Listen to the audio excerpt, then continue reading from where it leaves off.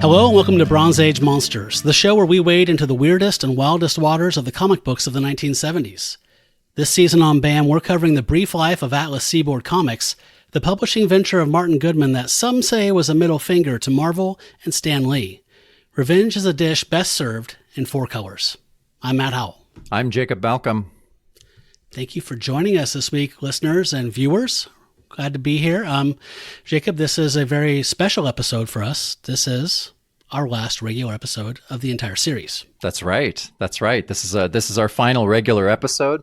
We're going to be back for a finale, and then we're going to have kind of a listener appreciation kind of hangout thing after that. Just a loose hang. Just a loose hang with everyone who's been so cool with us over the years. And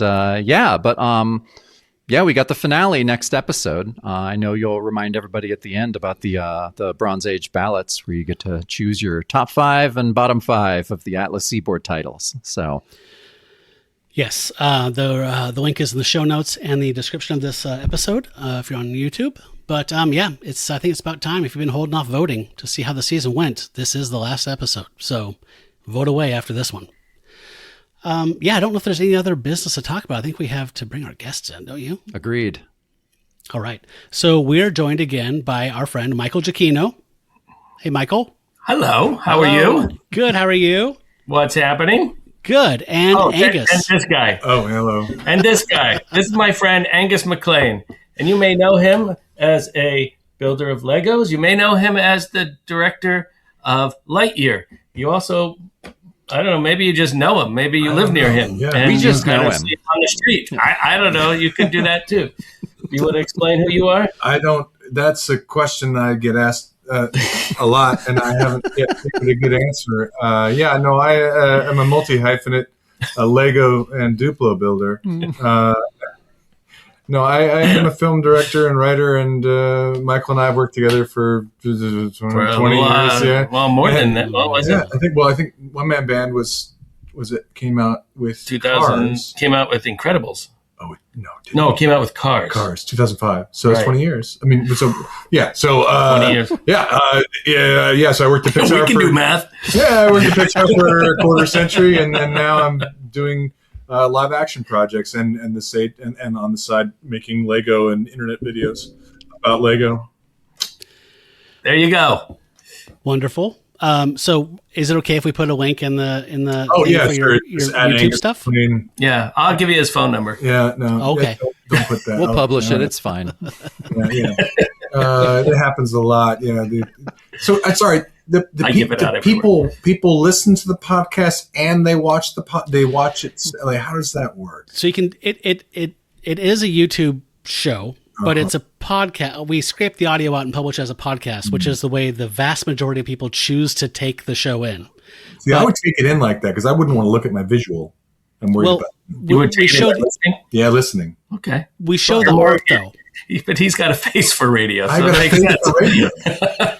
That's right. So once we kind of got outside of the normal like Werewolf by Night and the stuff that was mainstream and reprinted and available, we got some more obscure comics. Like they weren't available like easily, so we started throwing the art in. So it kind of made sense to us to do a video version where if you don't have access to the comic, like Demon Hunter, we're showing the art while we're talking about it. So it's kind of we're just little talking heads for most. That of the makes a video. lot more sense, especially with the context of the podcast. I just figured everyone had Demon Hunter, a very fine Look, or near mint copy. this is of their Demon last episode. You're asking a lot of questions. Okay, I just maybe people came in late to this and they want to know what the parameters are. Thank you. We can Thank you talk. very much. We can talk podcast mechanics with you all night, Angus. I'm sorry. It is Sorry. totally fine.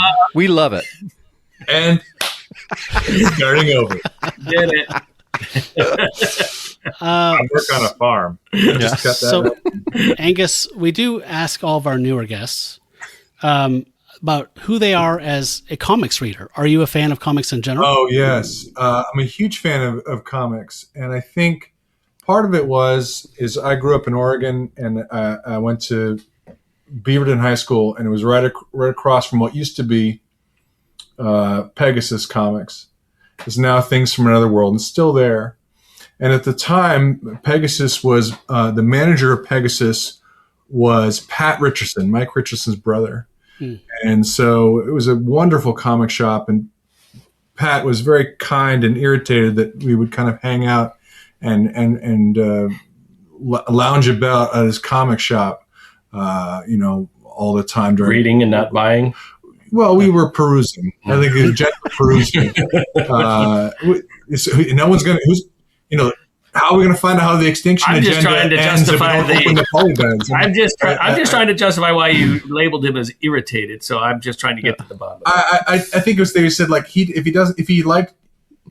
someone said he wouldn't yell at you if he didn't love you or something like that.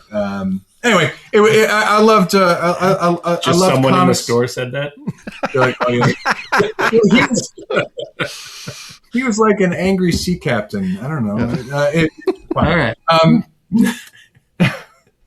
Anyway, I love comics. I mean, I wanted to be a comic book artist for a while, and I went to school for illustration and ultimately went to animation. But I was really interested in pursuing comics, and the kind of comics I was into were, at the time, I was into kind of more humorous adventure, and that wasn't really a thing. Like Sergio Aragonés was doing Gru. Mm-hmm. That was kind of the only mainstream thing that was kind of going on. But I would bring my material to the comic show at the Memorial Coliseum and the little, like, not the main Coliseum, like the little tiny baby Coliseum. I don't know what it was called. And then, it was there I got to meet, at that time, the comics era in the early 90s, probably, or late 80s, there were, it was very small. This is before the market of comics, before the big boom, right before Image kind of started. And so you'd get to meet the creators, and it really was like an old kind of comic show. And so I showed my stuff to, say, Howard Chaykin, and I showed it to Sergio Aragonés, and everyone was very kind and supportive. So, I really have a special soft spot for comics in general because of that. So we always ask about readers, like, origin stories. What was the thing that lit your fire for the medium? Like, when you read it and like blew your mind. There is a specific comic that really did it for me, and I got it at like a grocery store, and I know that this is one you probably would not think that anyone would be into, but it's the Marvel Universe, the handbook for the Marvel Universe. Issue 14, Weapons and Paraphernalia. Yes. We talk about it so much. We call it Ohatmu, and we love Ohatmu on this show so much. I know exactly what you're talking about, and I loved it. I'm sure Matt did too. I do still have it. I have long wanted some of the original artwork that Elliot R. Brown did of some of the various weapons and paraphernalia of the Marvel Universe. But to me, the reason why the issue was so special was because it would say, it was, in reading it, you got a cross section of all these heroes I didn't know anything about, and you heard all about their weapons or their gear, or from the Eye of Agamotto to what's her name? On West Coast Avengers, the battle staves of Valkyrie. No, Valkyrie's sword Fang was on there, but it was she was like, it was like Black Canary or something. It was Black Canary. Mockingbird. Mockingbird, yes. All right, Mockingbird. Well, thank you so much. That issue, a cross section of an adamantium shield that stirred the emotions. Yeah. how Wolverine's claws worked, things like that. You're like, I'm really, something about X-ray drawings of adamantium skeletons, like, that did it for me, and then I was hooked. You're preaching to the choir, my friend. Matt and I love that stuff. Then you moved on to what? Marvel Age. Okay, yeah. Marvel Age. It was just because it was really inexpensive, so you could get a comic where you'd have lots of nice pictures. I mean, this is like really, really young when I was doing that. Yeah. Well, I can see that. I'm the same thing with the handbook of the Marvel Universe. That was always just kind of lit my mind up. Like, all this stuff is out there. They've been telling these stories for so long. There's so many things for me to discover. It was so exciting. And I have the trade paperback of that era, which I really like. Later, they did one that was like in a 3-ring binder that I didn't really care for. But that era of the handbook is really a wonderful collected. I don't know. It's a certain, they don't get the new universe, which I felt mixed about, both positive and negative. I don't know. What are your feelings about the new universe? I love Starbrand passionately. I reread Starbrand every few years. I made a library. I bound my own issues into a library hardcover. Yes. Yes. Where are you on Steel Grip Starkey? I've never read Steel Grip Starkey. See, I've never read that either. I like Starbrand too, but nothing else hit me. It's not New Universe, but it's not New Universe. What was that? It's kind of Epic? it might have been Epic or right pre-Epic. It was he's like a construction worker. Yeah, it's like either when Marvel was doing just their graphic novel line, where each graphic novel was a new story, or it was early Epic. I know what you're talking about, though. I figured they come to the right place. This is that kind of talk. But yeah, no, I really am thrilled with Demon Hunter. Demon Hunter is fantastic. All right, well, this is good. I'm excited you guys are here to talk about it. Hear all about it. I do need to say, DP7 by Mark Grunwald is also worth checking out in the new universe. I think those are the two books I think that hold up and are worth a read decades later. Right. His own kind of mutant team book. Sorry, just so I understand who I'm speaking to, what is your favorite, what is your, like, that's the thing you revisit all the time? Like, if someone were to get a recommendation, like, you have to have read this. What would it be? Yeah. Like, is it just, I don't know. Turning the tables on us, this is our final episode, so it'd be fine to. I think you can narrow to a genre. Okay. Sorry, you're right. I need it narrowed to an era.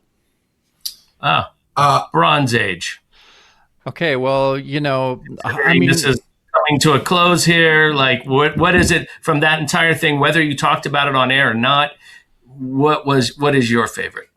Man-Thing for me. Like, okay, early Swamp Thing I love, but Man-Thing, Swamp Thing gets so good later that I feel like you can put a pin in that and go, I'll go with Man-Thing. There's some pretty amazing storytelling going on there. A lot of one and done, a lot of cool, almost like anthology style storytelling. Was just like this. Why am I fucking telling you? The character has a lot of potential for just different stories. Check it out, Michael. You might like it. Is Man-Thing more powerful than Swamp Thing? We don't do that here. Nexus of all reality. You just broke a cardinal rule, my friend. Oh, what? Just kidding. Is that like? Not supposed to quote that Shakespeare thing in a theater? No, it's not a no Shakespeare thing. We normally don't compare, but you know what? Anything goes, my friends. This is our last show. Episode. So, well, years ago, I should tell you, at Pixar, this is. Was there a contest or a fight? No, this is like right at the turn of the century. In the old building, Stan Lee came and came to visit the studio. And this is kind of when he's launching Stan Lee Media, and he was being shepherded around by the guy that he ended up like getting in a lawsuit with, Paul something or other. Anyway, they needed somebody to go to lunch that like read comics. You're like, and I'm like, I'll do it. So I got to have lunch with them, and so hanging out with Stan Lee, it was pretty much like, like it is in Mallrats. Like it was that kind of Was he? Did he want to talk about? Yeah. He's like, that's that reminds me, and he would go. Occasionally, he would do the thing where you go, they had a Q&A for the company, and someone was like, who would win in a fight between, Incredible Hulk versus Thor? And he's like, I don't usually talk like, that these are just stories that we make up. But I will tell you, Hulk is the most powerful mortal on Earth. But Thor is a god. Therefore, Thor would win in a battle. Like, he was this incredible showman with an incredible hairpiece. I mean, I just really, really liked it. A long time. Yeah, that's it. I mean, yeah. So yeah. And Jacob, what would you say? Well, of the stuff, I mean, I got a second Man-Thing. Just I liked Man-Thing, but it's kind of been adjacent. We've gone through some issues. We've gone through characters that have been from there. Obviously, Michael, having Man-Thing in your special, and he's just been around, and so I've really grown to appreciate him more. But I honestly think the thing that I have revisited, weirdly enough, I have some of the single issues and stuff, and I was not into him at all. I kind of knew about him, but I really got behind Man-Wolf. I'm all about Man-Wolf now. Yes, okay. Imagine. Can you imagine, like, when I was reading that, all I could imagine it was like what's his name, Danny McBride as Man-Wolf. That's what I kept having. Oh my God, that is perfect casting right there. Like, I'm in. That sounds great. Because he is so funny, but he can also just be serious enough to be dangerous too. So you're like, okay, he's like that perfect combo. Yeah, which I loved, and I love his main Marvel Universe stuff. But when we went through it, and when we found the Star God saga that our scripter tonight, David Anthony Kraft, did, that just solidified it for me. Those 2-3 issues, whatever we get of the Star God thing, I just think it's some of the coolest shit I've ever read ever. Gold. And so good. Yeah, so that's the one that I'm gonna walk away from this series being like, I am a massive fan of something. I'm a fan of a lot of stuff that I didn't quite know a ton about, but Man-Wolf for me is the thing that that rises to the top. It's been great doing this, because Matt, we'll come up with what we want to do for each season, and it's a lot of research. Both of us do a ton of research, and so it's just having to learn about all that stuff. I don't know. It's really cool. I'm going to walk away with a head full of really useless knowledge that someday I won't be able to do anything with. The research, whenever you say research for this, I immediately imagine there's a corner store where you bought all the comics originally with one of those little spinner racks. Absolutely. And you go in there and you go, you kids are back again. You won't leave me alone these 40 years. And you go, we got to do some more research, Pops. Put these slides on our tab. Oh, everyone should have a shopkeep they call Pops, right? Yep. Like, 100%. I can't believe it. And his spinner rack is still good. Look at it. It hasn't still been sold in 40 years. Personally? No, they ruined comics. Cool. Right? I'm super curious for that. Okay.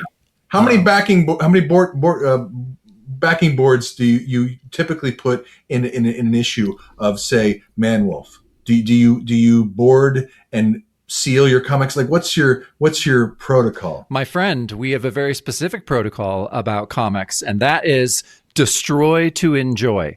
Matt and we will cut the spines off of them and bind them forever so they can only be used for their intended purpose.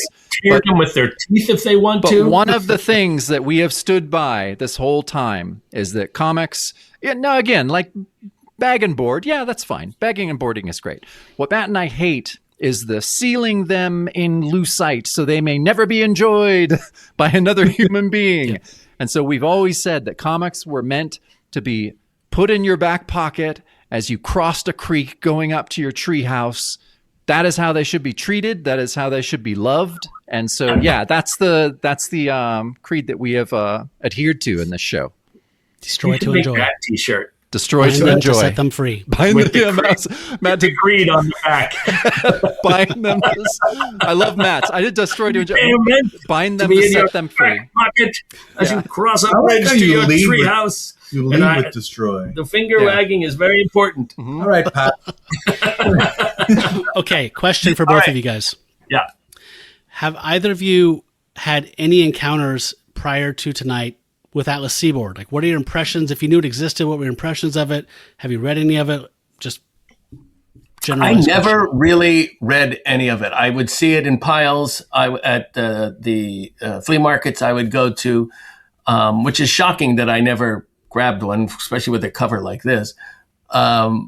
But I never really read them. I knew they existed, but I don't know. Even as I was getting into this one, I'm like, I don't know these names. Who are these people? Like, it was really interesting. So I'm all in, and I'm so excited that this is only the first issue. And I got a whole series to 100 issues. 100 issues.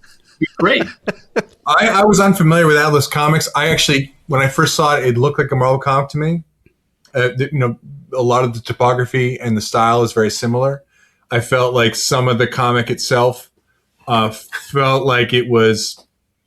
I feel like I'd seen some of the panels before. I don't know what there were a few areas on I feel like this is a swipe. I don't know. I don't want to. Very intended. On Rich Buckler, but I enjoyed it a lot. But my impression of it overall was I enjoyed how straightforward the storytelling was. Boom, boom, boom, boom, boom. It was like an episode of Sheena. And I kind of moves because like when I kind of got out of comics, you'd need to have read all 20 issues of what happened in Genosha on a Tuesday, and I don't care. Like just have Wolverine pop his claws and let's get a speedball going. I don't have time for the palace intrigue with the Shi'ar, high priestess. But they got a lot of intrigue in this. There's a lot of economy. Yes. In this, which I think is awesome, which is really great. Okay, so this is your first Atlas Seaboards, both of you then? Yes. Okay. So, maybe I saw one when I was not that I remember. So I definitely saw them around, but I'd always just kind of thought they were an off-brand, like Charlton, just kind of like some kind of off-brand thing that was just in the quarter bin. You just ignored them and always just kind of had a side eye for them until we got here. And I think Jacob and I encountered the backstory. And I guess I don't know if you ever. I would love to hear it. So very briefly, or Jacob, why don't you do this? I talk a lot. Sure. Give them the elevator pitch of why this company existed for one. Elevator pitch is that Martin Goodman, publisher of Marvel Comics, the founder, basically got pissed off that Stan Lee, after Martin kind of had exited the company for the most part, got angry that Stan Lee was made publisher instead of Martin's fairly incompetent son Chip, who he thought was like a kind of a sweetheart deal. Like, of course I'm going to leave and you're going to put Chip in. And no, they put Stan Lee in. And this enraged Martin Goodman enough that he started his own comics company, just stole as many Marvel artists as he could and tried to make copies basically of successful properties that worked at Marvel. He tried to make them himself. The things that he did, he didn't mean to do these good things, but what he did is he lured all these people, all these artists over with really high page rates. They could keep their own art. They could keep their characters. And these are all things that eventually unbeknownst to him, he basically was doing like some of the most progressive things when it comes to artists and writers. His heart was not in the right place, but he ended up doing a few good things. And so this is why Atlas Seaboard is also known in the industry as Vengeance Inc. It is literally a comic company created to wreak vengeance on Marvel Comics. It's a spite company. It's a spite company. It's like Latte Larry's. It is Latte Larry's. Latte Larry's. That's perfect. I don't know that. That's from Curb Your Enthusiasm. Curb Your Enthusiasm. Sorry. So we are at the end of the run. So their first issue hit the stands I think September of 74, and by October of 75 they were kaput. These double page rates, all this stuff. They tried to launch, I think, 26 titles between magazines and comic books in 1 year. So it was just this huge blitzkrieg of publishing to try and take down the big two. And Martin Goodman hemorrhaged money. And at this point, they didn't even really have sales figures yet. They didn't know how well the books were doing, but it just all collapsed on itself within 1 year. So very short existence, and it went out in a blaze of mediocrity.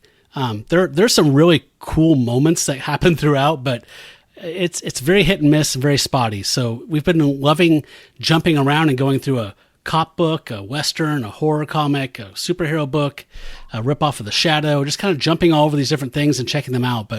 And there's a Chaykin book. They lured Chaykin in for a thing called The Scorpion that was pretty cool, that I think he ended up taking and calling Dominic Fortune in Marvel. Might have encountered that character, adventurer. But so this is kind of the end of the run. I think they knew at this point the wheels were falling off around, we looked at their publishing schedule, and they had like a couple more months worth of publishing penciled out, but they never even got the the stuff laid out or put together or anything. So this is the last gasp here, this issue. And where did all this artwork end up? So hopefully, the artist got to keep the art, like Jacob said. Yeah, so Buckler. hopefully their families have it. I don't know. I'm sure Rich Buckler has all this stuff. I hope. Yeah. Yeah, you Great have to stuff. hope. But I think now, Matt, correct me if I'm wrong. So after all of these titles are eventually canceled, the one thing that keeps this publishing empire from totally shuttering is the men's magazine Swank. Swank kept baby. going. So Swank. that's what Chip Goodman edited that, and he was the publisher of that. He did a damn good job with Swank. Gentleman's Magazine. It's a gentleman's magazine. Sorry, not men's magazine. Okay, so what we're looking at here, folks, is Atlas Comics issue number 1 of Demon Hunter. This hit the stands according to paperwork, on June 3rd of 1975, and has a cover date of September of 75. And the covers, the pencils and inks are by Rich Buckler. And if you're just listening at home, we have a black background, a really cool logo that's like demon kind of scratched out in yellow with red border, and then Hunter kind of coming out in 3D at you. And we have a skull screaming in the background with flame in its mouth. I have a question. I just Yes, want sir. to point out one thing here, that that demon is not unlike Werewolf by Night in terms of the design. Okay. I would also like to point out that the font is a little weirdly spaced, so it looks like Demon Hunter. That's the way it looks to me. Like if you see it, it's just a little much too much. The E and the M needs to be a little bit better connected. But Demon Like Hunter. the camera keeps like anytime you talk, just goes. this is Angus. He's pulling focus. I don't know. this is when I talk to you over Zoom. That does the same thing. It's the camera look. It's designed whoever. Maybe I'm No, but gesticulating. I keep That's what turning is. it off, and then it keeps going. Anyway, this is sorry. It is A-okay. It's AI. It's not going AI anywhere, mode. baby. Yeah. Okay, so we have that screaming skull with flame inside of it in the background. Our titular hero is, I don't know how you describe him. He's got a red jumpsuit on with a skull cap, a battle axe, a big long purple cape, and he's battling something that Michael said looks like the Werewolf by Night design, sort of? No, the logo, demon. Oh, the logo you're talking about. wording. Okay. The wording looks. I thought about the actual demon. It's outlined, and it's very Gotcha. simple. No, totally gotcha now. So there's a demon with 2 swords jumping up in the air. He's blue. He's got a blue leotard on with weird holes cut out of it. And there's a circle of tombstones on the ground. This cover, to me, has always been kind of cool. Like, this is one of the ones that kind of drew my eye whenever I saw these in the long box flipping through. Like, if I was going to buy an Atlas, this off-brand Kmart kind of comic, it'd probably be one of these. Like, probably this one. Yeah. I like it too. I like it a lot. The one thing that I'm a little like is the how one looks like they're flying through the air, which is great, but the other guy doesn't seem to be grounded to anything. So if the blue demon were to impact him, like it would be like color forms, right? You'd see what I mean? Oh, I just assumed his power was to levitate about 6 feet off the ground. Oh, you thought he was doing a thing. No, the Adam Strange guy was. Got it. Yeah. Got it. Adam Yeah, Strange. yeah. There you go. I will- Thank you. There it I is. will say the blue demon does look like Mephisto if he took the Savage Dragon's mohawk and crammed it underneath his armpits. Yeah. With this a style, a little bit of Darkhawk reminiscent, just in the line weight of that particular image. Kind of look a little bit like Glitter Knight's minions in a way too. Yes. You know, like put a little bit of that in there. Yeah. Yeah. Yeah. Love me some Dr. Glitter Knight. Yeah. So I really like it too, Matt. I think it's great. And I'm very proud of the restraint of only putting Fantastic Origin issue on there, not just vomiting words all over an awesome cover, which is, this is almost as good as Grim Ghost and Ironjaw and those original guys. They put out the first issues that they put out. It just had the title and then awesome art. And we realized just how incredible that is and how, especially of the time, that doesn't happen a whole lot. People are always like, #1 collector's issue, first appearance. You won't believe how great this is and stuff. And, but yeah, so the first 3 covers that Atlas put out were badass and totally like that. And then they just vomited shit all over them But then again, this is so just having Fantastic Origin issue on here is a lot of restraint, and I noticed and I love it. It's great. Yeah. The colors too. Yeah. The contrast on the tombstones or the runes or whatever is really what draws your eye nicely. I love the shadows down below the demon or two. That's just great. I agree too. Shall we dive in? Please. Yeah. All right, guys, let's dive in.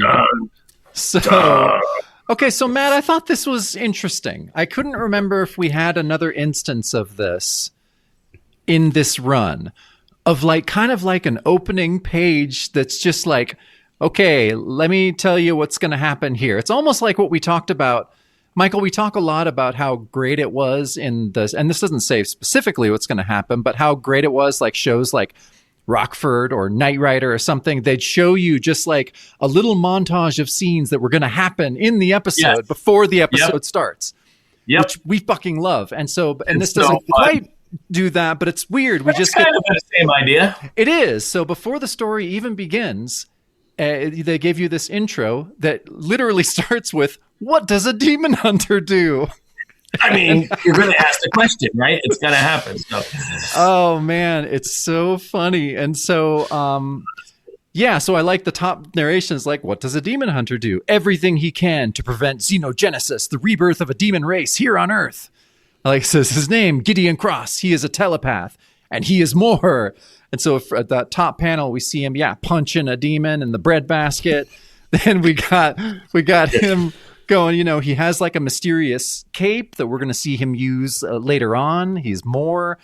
And then it goes on to say, as a harvester of eyes for a mysterious cult, he has been endowed with certain powers, among them a shadow cloak that materializes arcane weaponry from beyond. And then it says at the bottom, has a nice picture of him. And it says, yet he is but one man fighting alone against all the demons in hell and on earth. And at the bottom, Demon Hunter. And I love it. I love this. This actually got me pumped for the comic. Can you go back one for a second? Yes. Is his head a little too small? It happens a lot in this issue. It happens a lot. And maybe it's because he's using his brain so no one can see who he really is, and it's like hard. So his brains, I don't know. No, Matt, I will say graphically they want the villain's head to be larger and the hero's head to be smaller. But I mean that's just like but this is an anti-hero. Yeah, I'm just a little bit. I don't want to.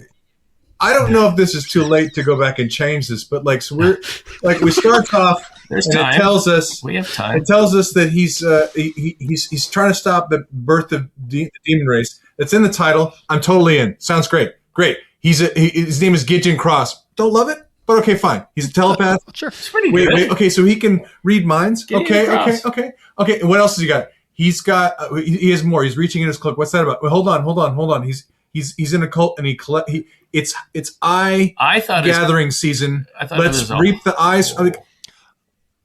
I thought it was a hole. Harvesting of eyes. Yeah, the harvester of eyes. That got me. I was a little weirded out by that. I don't like that. It's a Blue Oyster Cult reference. Yes, and then you get where's the thing where it says dedicated to. That's coming up in a few pages. Yeah, we'll get to that.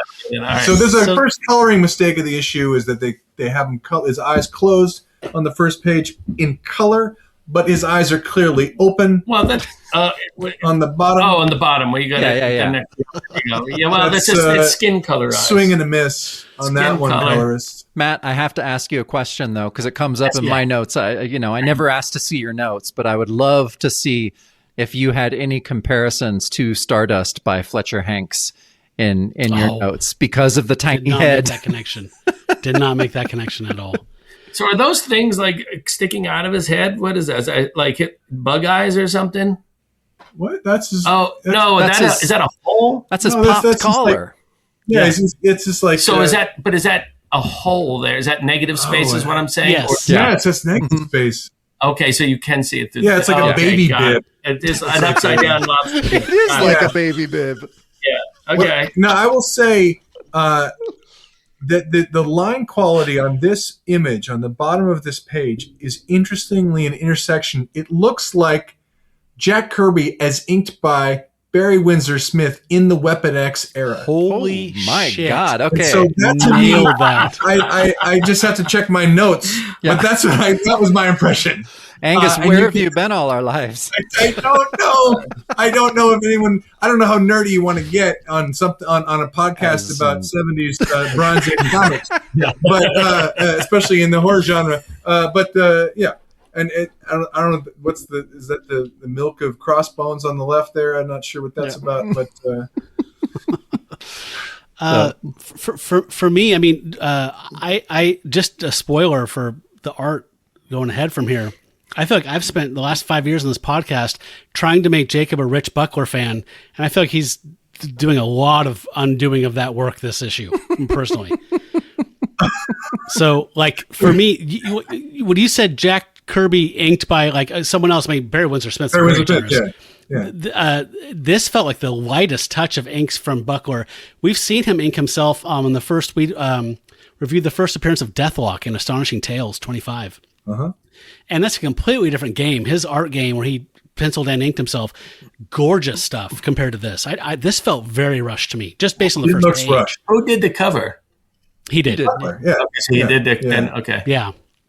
So my first issue with this one is just this, you know, I'm hearing the Doctor Who theme or some kind of like weird synthesizer music. This is obviously the intro to the pilot movie showing all the stuff he can do before the first commercial break. And I mean, he's a telepath. He, like Cloak of Cloak and Dagger, can just reach into his thing and pull out an endless arsenal of arcane weaponry. So my first takeaway is way overpowered. Yeah. Way overpowered. So OP. Absolutely. Well, it doesn't say he knows how to use these things. He's just incompetent, so that makes it They okay. just sell them. He'd be the greatest American hero. So we don't know. That was going to happen in issue 2. Where he's really he's rigid about what weapons he uses from his cloak, and he never pulls the right one. He's like, I won't even use that one. He's I wanted a mace. Yeah. You give me a halberd. form of a Forget about hammer. it. Oh my gosh! Pulls out a Send knife. it away. He has standards. Yeah. Just speaking of the character design, the guy looks ridiculous. I mean, no, He does, And yeah. I can get behind fancy dress, but He does look like a SHIELD agent that accidentally washed his outfit with his lucky red hat and then stole a lobster bib and Cloak's cloak. Yes. all right. So that's your Halloween costume next year, right? Oh, I'm cosplaying that That's shit. all of our It would be Halloween great, costumes. It's pretty good.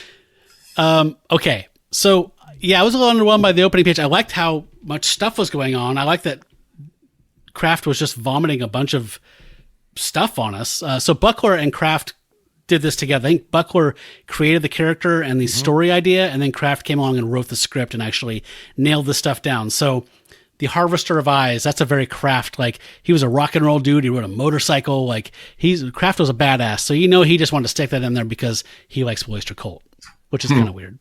But Which, you know, he wrote for Rolling Stone, so he probably knew them. Like, he was probably just like, yeah, I'm going to put my buddies in this. it's going to blow their minds. It's going to blow their minds, man. Guarantee he didn't fear the Reaper. Yeah. Okay, we're moving on. So I love this This is my page so favorite much. this page, great. Jacob, did this remind you of Deathlock, right? Absolutely. So Deathlock, he had all this kind of Frank Miller, like, you know, Dark Knight Returns, like just these crazy panels and super busy things. So I love this layout. I love when Buckler gets really, really, whatever, not coked out, but very, very into himself and like all these little things. So I'm going to go through here, but we get this nice page of very small panels, and they're showing an assassin. He's hired for this murder. He's putting his gun together. He's talking about how precise he is, practiced hands, instruments of death, fresh, target. And then we go down. There's every panel row has different size panels. There's a long one. He's on top of this escarpment of rock. There's a moonlight. He's sighting somebody. We see a guy down there called Severs. He's coming out with his cocktail out in his little silk robe out to his pool. He says, "Fella, you're about to take your last moonlight swim. Face down." And then at the bottom of the page, I mean, there must be 50 panels on this page, it feels like. And then he hears a noise behind him. He whips around. There's nobody there. So he's getting the jitters. He's like, I haven't been this jittery since the Nom. And he gets back, gets his rifle back up, gets sighted again. And then he hears a click and he whips his head around. And I mean, there's some crazy stuff. Like one panel is divided into 3 skinny panels. right? So, I mean, it's just like a triptych, dividing stuff up just to show this quick passage of time. It says, wait, there is someone behind me, as he whips his head around. So, wow, a lot going on this page, graphically. Yep. Yeah, I felt like Buckler started real strong, I think. Like after this page, I was just like, oh, shit, okay. Like, I remember the stuff that I really liked in Deathlock. And, I was stoked. I thought this was going to be the comic we were going to get. I was ready for it. I'm a sucker for this kind of like, pick a couple colors and go with it. I love that. And we were talking earlier. I said it reminded me of sort of like the Parker comics, the Darwin Cook stuff. That was nice. Yes. Just in terms of vibe. I love it. I'm getting some of. First of all, the layout reminded me of the 22 panels by Wally Wood of different composition possibilities. Oh, nice. So yeah. cool.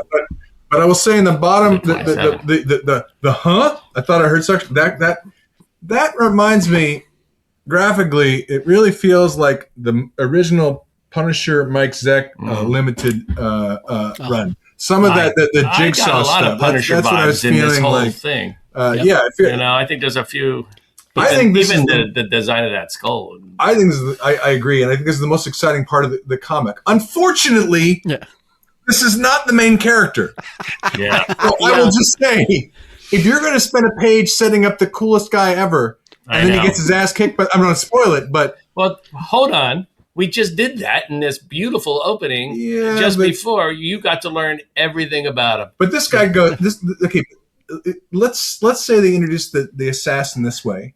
I've done this 1,000 times. Well, I donate to these very charitable causes. Yes, I actually I make sure to help old grand ladies across the street. Like he only does one thing, and he does it really well instead of 15 things. Fine, you're right, and I'm pointing up here because we have it on a screen up here as well. So, but you're right in that it is just Gideon Cross, Demon Hunter. Now this guy. I was like, this guy's also been done. This man is an expert. Yeah, I was like, this. Oh wow, he's like really good with the space age laser gun here. Okay. Yeah, the title. Anyway, at least you move on. I love it. But it is beautifully, beautifully staged. Yeah. So I was getting like Golgo 13 and all kinds of like cool like assassin stuff. Like you were saying, Mike Zeck, Jigsaw, Punisher Limited Series, beautiful call out there. Totally got that too. And was that a thing to say? The Nom? I don't know if it was. I've heard it referred to like that ever. Well, there was a comic called The Nom. The comic The Nom. Yeah. He's referring to the last time he. But as far as like that saying I was in The Nom, I don't think anyone's ever said that. No. But yeah, the comic obviously. They were going for a thing. It's like a Beam Me Up Scotty thing where it's just an amalgam like a. Huh? He doesn't actually say that. He's just, party 3 to beam up or whatever. He doesn't say beam me up, Scotty. No. Yeah, but there's a kind of a phrase anyway. Yeah, that publicly people remember it being that way, but it wasn't enough Star Wars. Move on. So you're saying this guy you're playing it, Sam. I'm saying he because of the Nom. Since the Nom, that's him misremembering the way that they speak. Yeah. Okay. All right, we're done with that. Okay, moving on. All right, so we got our big splash here that is very different from the page we got before. He's always holding that cape. He's got an issue with that cape. Yeah, I would think like that's the whole thing. You want the cape to work for you, not against you. But he has to. It feels like it's like a parachute situation happening here. It's kind of like Cloak's cloak in a way. It's not. There's a lot of shit going on inside there, so maybe he has to kind of wrangle it a little bit. But it does feel like one gust of wind, and that's it. He's blown. He's right off that cliff. He's game over. 3 counties over. Yeah. Flying squirrel time. So this big page we get, it's we see our hero in action. I like that he's just like, ha, and it's Gideon Cross behind you. And he's like, difficult, isn't it, to kill someone looking over your shoulder? But then you were always a nervous sniper, he's saying to this guy who's just like, huh? And we get our title, The Harvester of Eyes. We get a weird little chapter 1. And let's get to our cast of creators. So Richard F. Buckler, concept, plot, and art. David Anthony Kraft, script. Shelley Lefferman, lettering, and Larry Lieber, editor. And it has a little note at the bottom dedicated to Buck Dharma and the boys. That's Blue Oyster Cult, fellas. And so okay, let's talk a little bit about Buckler just with this character. Matt, we've had Buckler on a lot. We've talked about him a lot on here. We've had him for a bunch of different stuff. We did Deathlock this season. Bio, I don't feel like we really need to talk a lot, but with this character that he created with David Anthony Kraft, he will repurpose it not once but twice. He takes this character like 2 years from now in 77, he changes it, him and Kraft. So Kraft and Buckler take this character. He goes into he becomes a character around the Defenders called Devil Slayer. Yeah. Oh.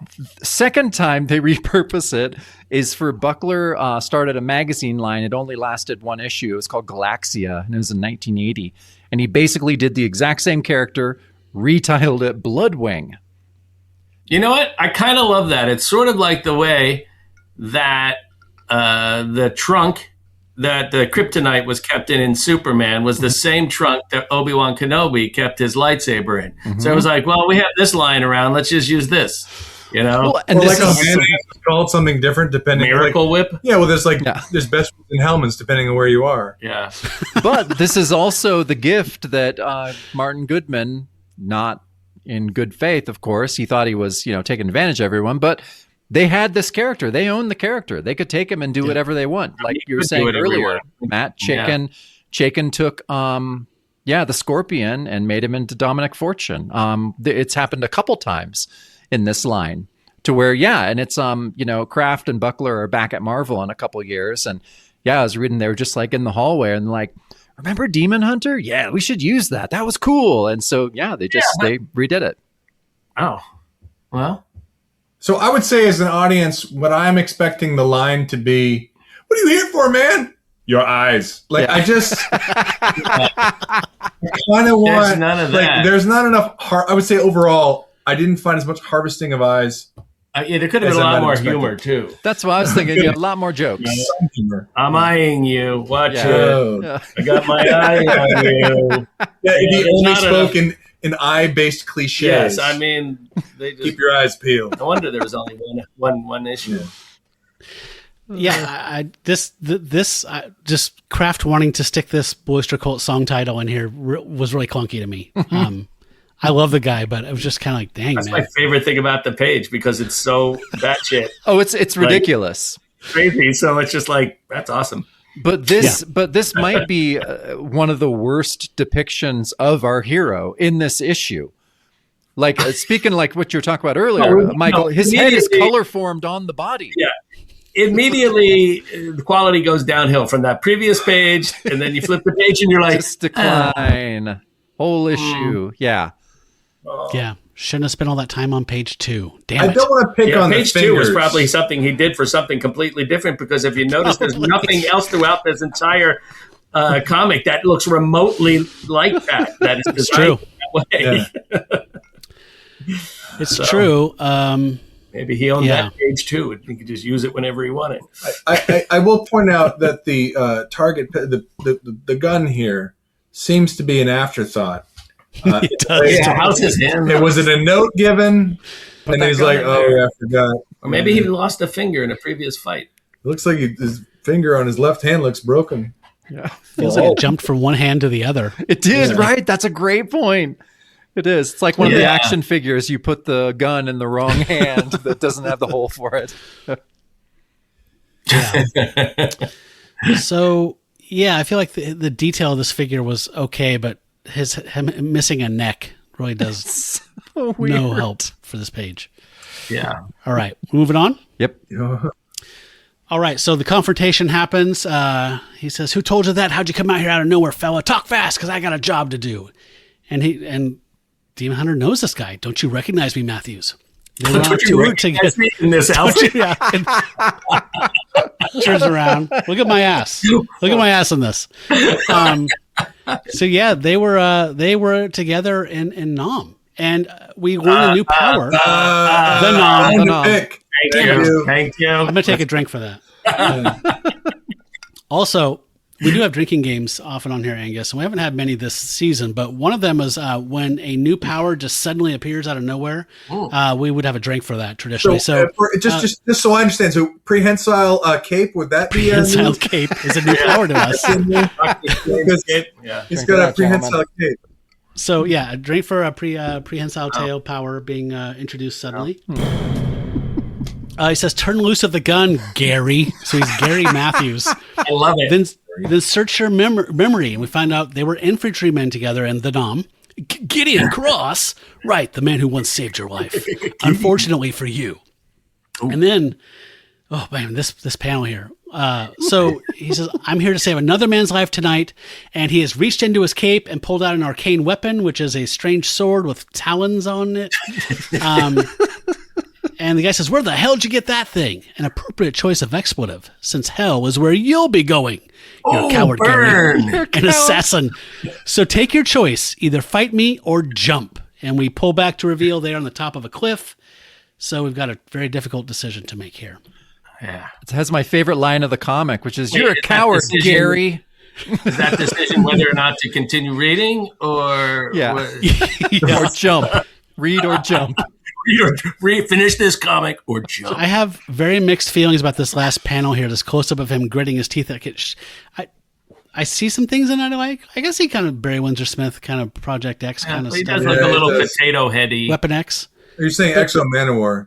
No, he looks Botoxy, doesn't he? No, the eyebrows are. It's a Shi'ar, whatever. There's eyebrows. What are the weird the triangular head aliens in X-Men? Shi'ar. That's Shi'ar. Yeah, very much. I don't know what. I suspect the eyebrows like this word commonplace of the era. We just don't know about it now because we just evolutionarily shave the top part and just leave the bottom line. I guess. I don't know.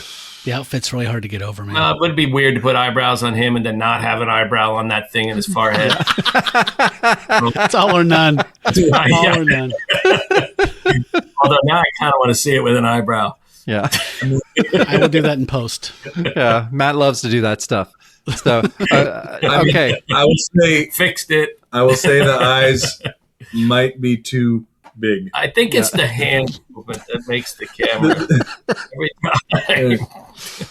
Okay, I'm moving on to the next page. That's fine. So we got on this next page, we cut to a pool party nearby. So we hear a scream that tells us what choice the punk. I'm sorry, not the punk. Gary. What choice Gary made. Punk has a name. I'm sorry. Jacob. Sorry. He was in the Nam. His name's Gary. He's not a punk. And so, yeah. So here's where we meet. We get our first look at Gideon's employer, Damien Severs, who I like that he arrives poolside. He's just like, no need for alarm, just a minor security problem. You know, Matt, I have to say, and I don't know if you got this too, but especially just Gary, I was just like, he's walking around being like, you want some water? You want to make a phone call?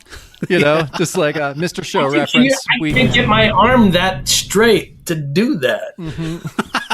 I can't. That's very difficult to do. It is hard to do. That is so weird. You're right. That is just like, yeah. Also color forms. Yeah. I don't disagree with any of that, but I was, when I read that. Hand. My issue is that the first line implies a universe where he's used to hearing non-human screams. So as I read this the first time, my thinking was like, is he like into slaughterhouses? Like, what is his? Well, it lives on the base of the cliff. Things are probably animals are falling off. Okay. Man. Coyotes. It looks like someone just came from Whoville and is about to dump off a bunch of presents. Yeah. But I think that somebody just bought off. The interesting thing about the colors on this first panel is that they chose to swap where blue and where the warm colors and the cool colors are. Yeah. So the problem is you have the distance should be cool colors and the foreground should be warm colors because cool is going to recede, but they're constantly flopping it. They got it halfway, panel. And so it's confusing because it's flattening it for all you look otherwise at is dimensional thing. The people in the bathing suits. Yeah. Well, and then the next page is feeling like you can't. I don't know what's happening. I guess that's him falling and hitting the ground. That looks like it's like shades of Toth. on that. Do you one. see his foot? That's generous. I think wearing that's a- a nice drawing. wearing- But looking at those fingers, Yeah. I think that one, the next one is swiped from Toth. I think that's a swipe. The next page or the next panel? The next panel in the purple. You think? Yeah. And I think that's why you have that is. Its eyes are so weird. Yeah. That's my suspicion. Is Rich Buckler still alive? You want to call him? I believe so. Let's get him on the line. Or if he died, we just died. I shouldn't have Rich said Buckler that. on the Like line last- now. Rich Buckler.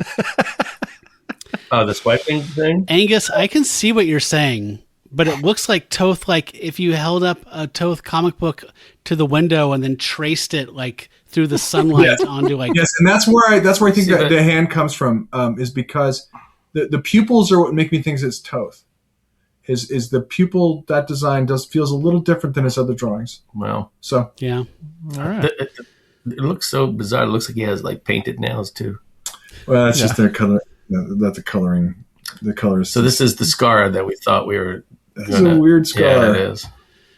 Well, So yeah, on the second row. So okay, this is one thing that made this me is the laugh. best I love this. This is actually a great mechanic. First of all, it's a great Yeah, idea, it's right? It's a great idea for a thing where someone has. I'm not focusing. They can see me. But better than that is the comedy of marching in to hey, you know, right in. Yeah. And suddenly he's like in a bathing suit. Oh. He's like, I should disguise myself as Namor the Submariner. I also enjoy the guy in the background whose head is very small, right, and, but I enjoy. or Pinhead Hunter. very tall, and he goes into the. He's like, Oh yeah, maybe he's like leaning away from yes, us. exactly. Could be a perspective thing. But yeah, so we're seeing this first time as this is happening. So Gideon is walking in, and people are seeing him in his demon hunter, finery, and then what he has to do is he has to really concentrate, and then he just looks like his normal self. He just looks like a dude in a cool 70s swimsuit. But and this happens over and over again. And you're right. It's a cool mechanic that could be very funny and is used kind of in goofy ways. So yeah. The tiny head guy is just like, hey, sees this weird looking guy, and he's like, ooh, I thought I saw something weird, but it's only Cross. That guy again. And Well, then you also notice that he stands up a little straighter when he's suddenly naked. he does like, oh, hey. That reads like he's like hesitation to me. Oh, you know what I mean? Yeah, that's nice. Yeah. But yeah, we see this because he goes in to meet Severs, and he's thinking, oh, that tough almost caught me with my mental guard down, and no one here would stay calm very long if they saw me as I am. He's not scary, but they would laugh at him, I think, a lot. I don't know if they would be so unnerved, but yeah, he goes in, and Severs is like, come on in, Gideon. He says, it's over, Mr. Severs. And Severs says, I know, I heard him scream. He's dead? I gave him a choice, me or the cliff. He was yellow. He jumped. So yeah, we got some tough guy talk. Did we need the he jumped part? They could have just said No, you're That right. was it. I did it. I know. I will say what Again, it's the Stop hand. gesticulating. I'm sorry. I keep gesticulating. It pulls the camera over. What I say, I really enjoy the previous panel because it's the first time that Gideon has a concern. And the potential for him to be slightly embarrassed by his choices. Wait, did you call him Gideon? Gideon. Gideon. Yeah. It's the way that John Voight says the damn Gideons in Mission Impossible 1. That's obviously referencing just much of my speech patterns are from John Voight. But The choice. yeah. But the As long as you leave it. yeah, At I left it in speech patterns. So I feel like there's something about that as I was reading it, I was like, oh, he has a fault, or he has to keep his focus. Yeah. Otherwise, he will reveal himself. I mean, and I clearly started they're going to wanting use this. They're going to use this many times, I think. Well, that's what Clearly. you think, but if memory serves, No, we're pretending we don't know. Oh, okay, sorry. Yeah. I will also say, when you have demons and swords coming out of capes, and his name is the assassin's name was Gary something, was it? Matthews. Gary Matthews. But R.I.P. his target's name is Mr. Severs. Yeah. I just give him a regular name. Like it's Nope. Dominic? it's over, Mr. Johnson. Yeah. Oh, you don't want to first? It just severs is weird. It's like I'm thinking about severing. Like, is he there to? Yeah. It's just weird to have it be a John synonym. Severin, you know. Maybe it's like Severs. Oh, maybe it is Severs. yeah. Severs. Yeah, Over, I know. Mr. I wonder if it Severs. was Severs That's too. Severs to It's you. Severs, yeah. That would have been a bit of character I would have enjoyed. All right, Yeah. all right. Sorry, keep going. Pronounce Severs. We should get through this. You thought this was going to be the last episode, but it's actually a 6-parter. They're gonna Tune in for more. I like this panel. Yeah, panel's cool. Nice. I like that Severs/Severs wears Except for the final line. ruffly shirt under his dinner jacket. Yeah, he's Yeah. got cufflinks on, I'm sure. He's a hairy dude. He is a hairy dude. It's pretty cool. I didn't want to belabor this because they did mention telepathy, but he has the power to cloud men's minds. Is that technically telepathy, or is that a new power that just got introduced? It's a new power. Drink it up. I think it's, well, it's, yeah, I think they're just talking about how hot he is. That is a power, Michael. Okay, moving on. So, Sever says, "You're good, Gideon. The best money can buy. Your services are worth their price." As he pulls out these wads of money, and he says, "But the cash doesn't really interest you. So, what's your game?" "I'm not sure, but I've always been good at taking orders." That is a great, like, I was like, what? I'm not sure. You said that out loud to somebody? What? Yeah, I don't know. keep that internal. But then he does. Inside voice. He does internalize. Right now, those orders come from the harvesters of night. Just Okay, but there's some contradictions. He's Okay, pulling out money, but he already is aware he's not going to take money. And then, so like, Yeah. how did he get? Why is he doing what he's doing? But he's been told to do, like. I start to wane. I think it worried. was something that he sensed because he just kind of turned away. You know, when he pulled, he goes, "It's like, does the cash not please you? You want a know, cigarette? That Yes. kind of a thing. Yeah, Please. you know, He yeah. just said, "God, thank He you." just After stares out the window and says, "Play it again." See, I read this as he actually accepted the cash, but he wasn't like hungry for it. Like he was just kind of Yeah, like, it was just this sort is of. this is the formal exchange, but you're not in it for the money. Why are you in this? That's how I read it. He doesn't know. Then I Yeah, he think doesn't know. He if has no cash idea. wasn't important to him, I think it should have been like the Fortress Around Your Heart music video with Sting, where he's pasting the money on the walls, showing how much he doesn't need it. Yeah, I'll That's do the that at thing. home. That's the That's way to- issue 2. he still doesn't need it. Oh. He's doing pretty I good. genuinely think that what he said, I'm not sure, but I've always been good at taking orders. I actually think Kraft probably wrote that as a thought. Because that makes no fucking sense for him to say it, because he's this tough guy. Yeah, And he's like, Yeah, he should- what's your game? He's like, I don't know. cigarette? No Well, thanks. I think you're right. 'Cause the next thing he is thinking. Okay. It is. So Severs is impressed by his dedication. That's something money can't buy, and he says, but then he thinks, "You're right, but you bought it with blood." And then a lot of the stuff, it seems like thought and speech are just kind of interchangeable between these guys. Yeah.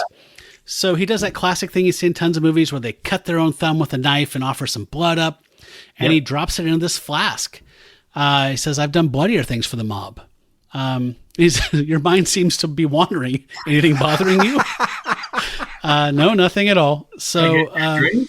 What's he like? It's so weird. How are you freaked out by blood if you're harvesting eyes? yeah, I think it's a metaphorical eye. I think it's, you know what I mean? I don't know. I was lost. Just Yeah. a spoiler. I was lost through I this was entire book. nothing at all. No, nothing at all. I will point out that the face on the far left here looks like Alex Toth, whereas the face on Yes. the far right does not. That is correct. And I think that this is an artist that is used to looking at images only on a 2-dimensional plane and not understanding 3 dimensions on some stuff. The dimensionality of the thumb dripping blood into the flask is entirely different than the hand in the previous frame. The understanding of the musculature of the hands is not the same artist. It could be Jonathan Frakes too, It could be.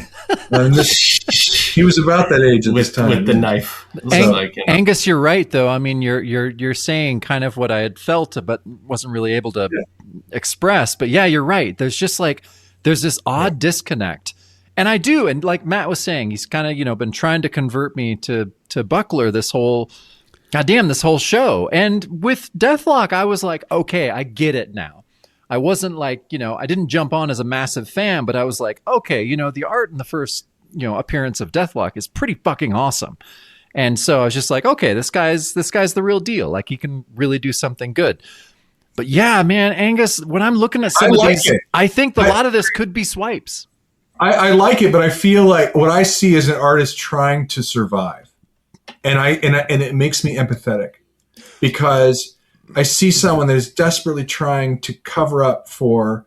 They've gotten the inks are covering up. They're unifying a disparate application of draftsmanship that's really interesting to me. So it's the most intelligent thing that's been said on this entire show. Yep.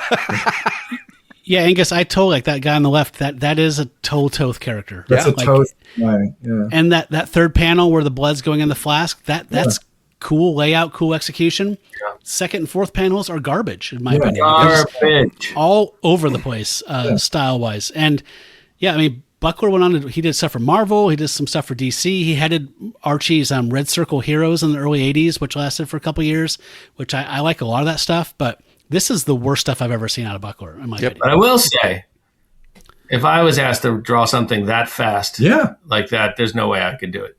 That's why I say, like, if someone trying to survive and do their do their job quickly.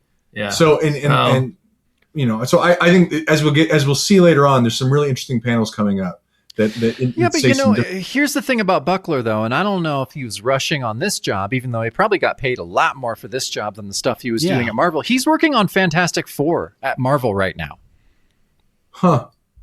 Like, he's one of the main artists. I think it switches every other issue, weirdly. But Roy Thomas is writing Fantastic Four right now, and Buckler's doing a lot of the art. Wow. I've read those issues, but, I don't know. So maybe he's super busy. Yeah, super busy at Marvel and just had to, just kind of crap this one out a little bit. So why in that third panel, why did he bother with Zipatone inside the cape? Like, what? Like, there's all these weird things where it's like he made an extra effort to do things and stylistic things. He could just made that flat gray. I wonder if he had an assistant. Yeah, could have. Probably. We'll see.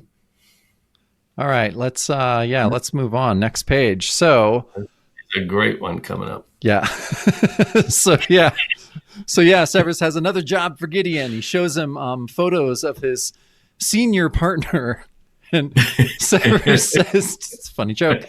He says, he sends himself in Jamaica while I risk my neck here. He's been crippled since birth, but that didn't stop him from becoming a big mafia figure. Now he's trying to cut me out of the big deal. And so, so he talks about how, there was an assassin that he kind of dealt with a attack earlier. But then, he says, his name's Harvey Aldis. After I close that deal, I want him killed. He's like, you hear me? I want him totaled, as he's walking out of the room. The combo of those panels I thought was just ridiculous in a way. Like, suddenly it becomes badly executed comedy. Like, he's out of the room. It's like, okay, all right, I get the idea. He just starts yelling at him for no reason. I don't get it. It's so dumb and weird. And then in the next panel, his goons come in. They're like, boss, what about Cross? Should I take care of him when his work is done? Severus is like, no, play it straight with the guy. I think he's more than you or anyone could handle. Even I wouldn't hassle him. Yeah. And that makes me believe that they want us to think that Demon Hunter's really tough. But I'm not. Yeah. Really. Well, here we go. This is probably not cheesecake time. This is great. not. This is when you go. He's more than I can handle, and you cut to this. You know what that means. You know what they're saying. That is a love cut. That's an amazing cut. Okay, but my favorite part of this, aside from him, people who are just listening, he is he's in repose, very sexy in his skin tight leotard. And I like that his thing is like, Severus asked me the right question. Just what is my game? It looks like he's just kind of flipping through Instagram, doesn't it? He is. What does he have in his hand there? Blood flask. Pajamas. Blood flask. Blood flask. So he's just like he's worrying the blood flask in his hand as he's saying all this. Yeah, but he's thinking this is where we're going to get that origin. So he's he's luxuriating at his penthouse with the blood flask, and he's like, I wonder if I'm wise to obey the cult. After all, I did as I was told in the army, and where did it get me? I may have even imagined it, but tonight on the back of Matthew's hand, I thought I saw the symbol of the cult. He's cool. He's so cool. Look at him. Look at so cool. Yeah. Matthew has the symbol of the cult. So my question is it what the word cult meant at this point in history for the audience? Well, this is 1975, so it's I'm pretty sure they're pretty well versed at what a cult was. But you know what I mean? Like he's treating as if like I've got this, I'm in this group, and it's very he's not throwing any shade on it yet. Well, it's post Manson, but it's pre Jonestown. So Pre-Jonestown. Maybe cults aren't like the worst thing yet. Yeah, I don't know. This guy has he likes taking orders. He said it before. He's going to say it again. Yeah. You know? Well, that really is the classic hero's journey. Is a guy who says, "I like taking orders. I don't know why. I just money. like doing money it. means nothing to me. I have every power in the world. Yet I wonder if I should quit my hobby." No motivation. Yeah, He's happy. We bring these guys back from the NOM, and we don't integrate them back into normal. Are you trying to civilian tell me life? What do we expect them to do? PTSD, It's on allegory us. here? Yeah. Is that what this is? Is this truly a PTSD? Yeah, I was allegory? wondering if this is some kind of weird anti-war thing from Kraft. Honestly, that did cross my wonder. mind. Could be. Why does he have onks on his shins? Like he's murdering people. Fashion. Okay, you're right. 1975. Yeah. I did wonder why there were onks on his shins, and the conclusion I came to is he got the outfit like on sale. No, it was already used in another comic book. That's what I mean. They're Yeah. just like, you can have the outfit, but one thing. We probably can't wash take that off. off, We yeah. can't take off the onks. Sexy Egyptian priest from a previous They're series. load bearing. Yeah. Yes. Yeah, this looks like an outfit that when he came home from work and you were in your apartment that you would probably take off. Yeah. Yeah. Yeah. But no. But no. No, not even the head bib. That stays on too. It actually becomes a pillow. Well, then it becomes functional, actually. It's great on airplanes. Yeah. I will say, design-wise, about this character, it is really interesting that it's complicated where it needs to be simple, and simple where it should be complicated. And what I mean by that is the belt, like, is a belt. We people usually wear pants. They like have a belt. Like it looks great in comics. Even the weird underwear of superheroes looks good. But this kind of his leggings here look like when you wrap a package in the holidays and you don't have enough wrapping paper, but you're like, you know what, it's fine. And you tape it together. It just doesn't quite all fit together. Yeah. Every package I've ever wrapped. He doesn't really have you're talking about his garter belts, not his belt belt. Because there is no belt. There is no belt, and that would really help. So are these tights? Are these are these those are Unk stockings? Boots. Yeah. Ugg boots. Onk boots. Onk boots. There you go. There it is. They flared out the sides of the Unk boots a bit. Give it some. All right, we've queued up an origin story, so let's flash back. Sorry. So the Harvesters of Night, they pay lip service to a new way of life, the Unks. But so far I've seen is death and blood. And we see him nude. There's people kneeling around a fountain of blood. There's flames, braziers. There's some yap service from the guy in the robes. Naked unto the earth, you were born Gideon Cross, and so shall you be reborn into the service of the cult. And he's nude, ready to be reborn. I am ready. And then we get these panels where Buckler's trying to do something interesting where he's cutting between two different flashbacks. So when it's in full color, it's an earlier flashback. And then when it's in this monochromatic pink, it's a little bit flash forward within the flashback. So he comes back on the plane from Nam. No one met him. Again, I think Kraft is making some commentary here. And then he flashed forward to the cult at least gave me a sense of purpose. And they're putting his fancy robe on him. This is it, a new life, he thinks. Then we flash a tiny bit back. I went home first to see my wife. Then we flash a little bit forward. I work for the cult now. I'm one of them, as he's reading the Tibetan Book of the Dead or something. He's looking for his wife. They're like, she ran off with some other guy. And she owed me a month's rent. So he's in the hole. He just got off the plane from Nam. It's a lot. And then the Nam. And then he's a harvester. He hopes he doesn't regret it. And so, yeah. That's actually my favorite one. He looks so lonely just walking down that road. I'm a harvester. Yeah. Oh, the windy road? Yeah, I hope I won't regret it. I want him to say it like that. I like when he's walking with his tiny head through the park and he's looking at that park bench. That's also a good tiny head. Yeah, that is a very tiny head. Kind of Kyle, yeah. So it says, yonder is the blood flask. It must be used each time. So we're getting a little backstory about the equipment, the paraphernalia that might be in the Atlas Seaboard paraphernalia guide if they ever made one. He says, I was good at shooting. I decided to stay with it. I heard it paid well. So he's made a choice here. He came home. There was nothing for him. His wife was gone. No one met him at the airport.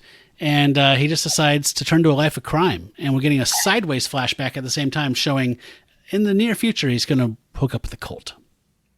And do the same thing. He's just going to do the same. Yeah, exact same. Yep. It's cool. I don't know.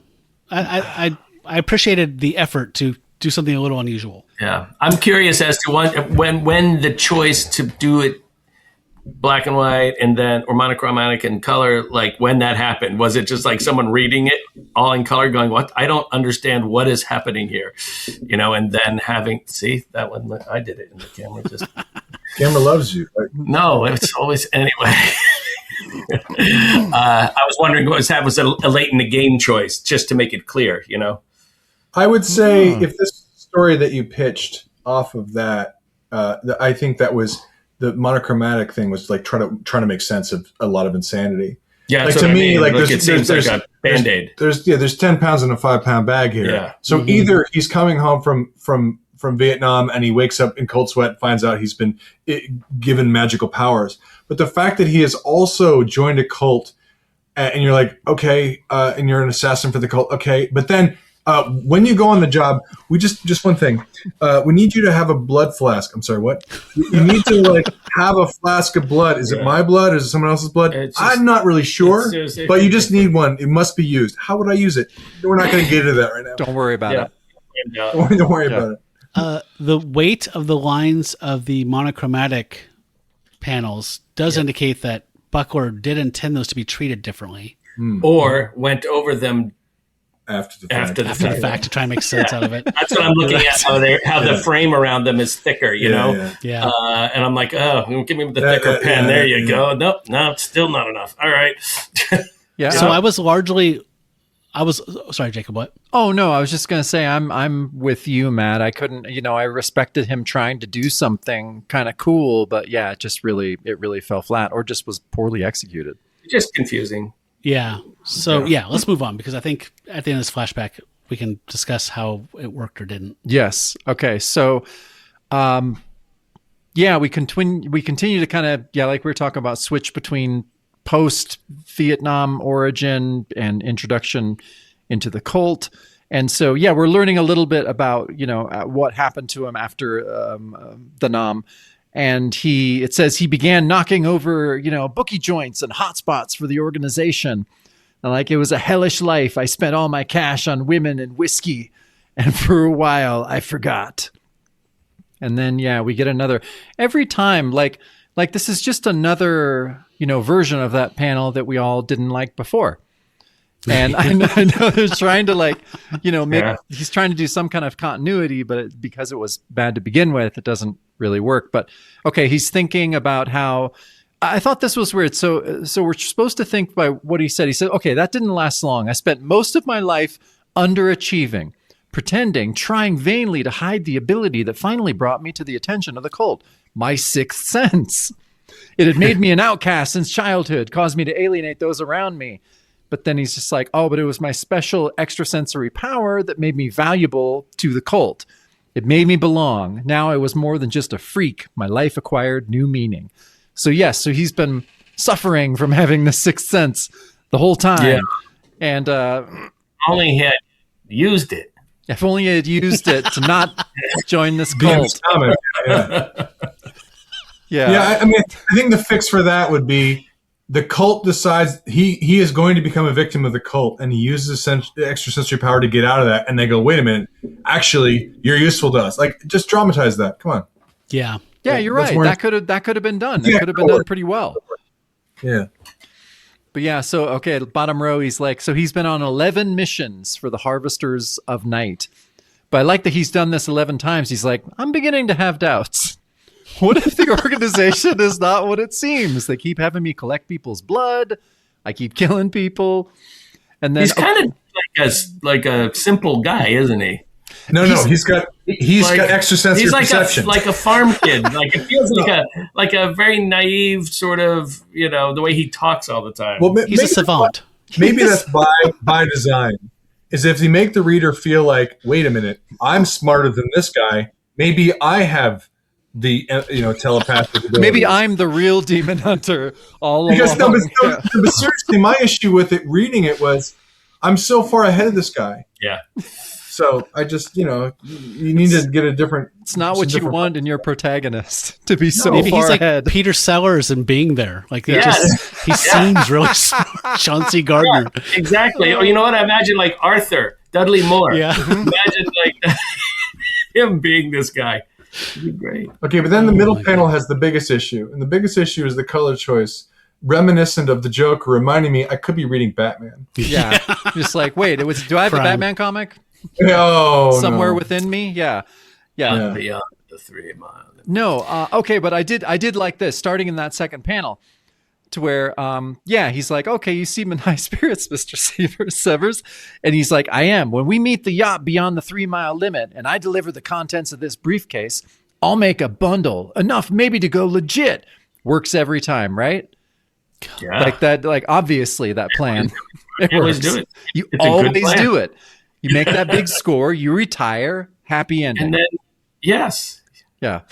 works. But he says, by midnight, if all goes well, you'll be on your way to Jamaica to settle up with my partner for keeps.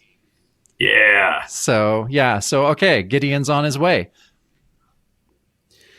So is the takeaway, this is how I read it, that he came back from Nam, had nothing, so he started working for the mob, Yeah. doing whatever, and then at some point he encountered the cult, and his gifts made them reach out to him and say, hey, you're really good at criming. Why don't Yes. you crime with us in a higher Yeah. paranormal way? But for good? But By doing a bunch of bad? Well, that's right. wait a minute. Does that mean what is he doing differently than shooting people or going to get? But he Stabbing doesn't them care about with money. cape but he swords. does. No, he kind of does because he takes it. He's Yeah. doing it for the blood. I think That's the not why issue. he does it, guys. But the issue I feel like what's going on now is I'm connecting to Severs, going like, yeah, he's got revenge. I get that goal. I Yeah. know what Well, Severs wants. Is that revenge or is it because he wants to cut the other guy out of his business? Oh, He I wants to thought cut the other guy out. Yeah. oh, I thought it was just revenge. No. He's like double crossing him. Well, Oh, he's okay. got I think the so, scar. You know, his guy, his Yeah, it's a scar. That's He's true. revenge for the scar. yeah. I His suppose. serial partner did try to knock him I off. took it like okay. so. For All me, right. as far as like tracking what people Yeah, want, okay. I get he wants that. Okay. All right. So we often talk about like the flow of a page and how panels work and the eye moves and like whether that works or not, right? Like if you stop and say, where am I supposed to go next? Yeah. There was something wrong with the art. I think something's wrong with the writing when we're having this conversation. Yeah. Where we're Yeah. like, so what's happening? Who is he? Who does he work for? Why does he do it? Yes. Yeah. So let's move on. I would say it's, on that page is also the artwork isn't leading each other. No. It's kind of Okay. So they have this big deal, the big score. So wait. yo. Wait. He's just floating. Look at him. Is he? What's We're not he there doing? yet. He's What is he doing? Is he floating? In that first panel? Yeah. Um, Oh, did you go ahead? Oh, sorry. Wait a minute. I think, yeah, I did a little breakout for you they're here. breaking you down. Oh, I see what's happening. See, Yeah. I just need so- to be told a few times, and then I'll get it. It's just I think, like Rob Liefeld, he just didn't want to draw feet. Mm-hmm. That's my theory. I think that's accurate. Well, the handshake there looks very familiar. He's on the first step. That's just he swiped himself, didn't he? That's the same handshake from Turn it page around. 3 or 4. Yep. Probably. Well, and I will point out that some of the hands you can tell are Neil Adams and some are not, and these are not Neil Adams. Yeah. The Neil Adams was the blood flask because the previous frame is Neil Adams. Okay. So I believe you. just say it looks like Neil Adams. Killing. I love that. So yeah, this deal's going out, out in international waters, and Inside a giant ham. Yeah. honey baked. Yep. But Gideon's asking some questions. What's the cult's stake in all this? What can they hope to gain? And why do they require a blood sample from everyone I work for? So then you cut inside. There's a deal going on, handshake. Severs is very excited, but he's like not as excited as he is for Gideon to go and kill his partner in Jamaica. And he has other plans.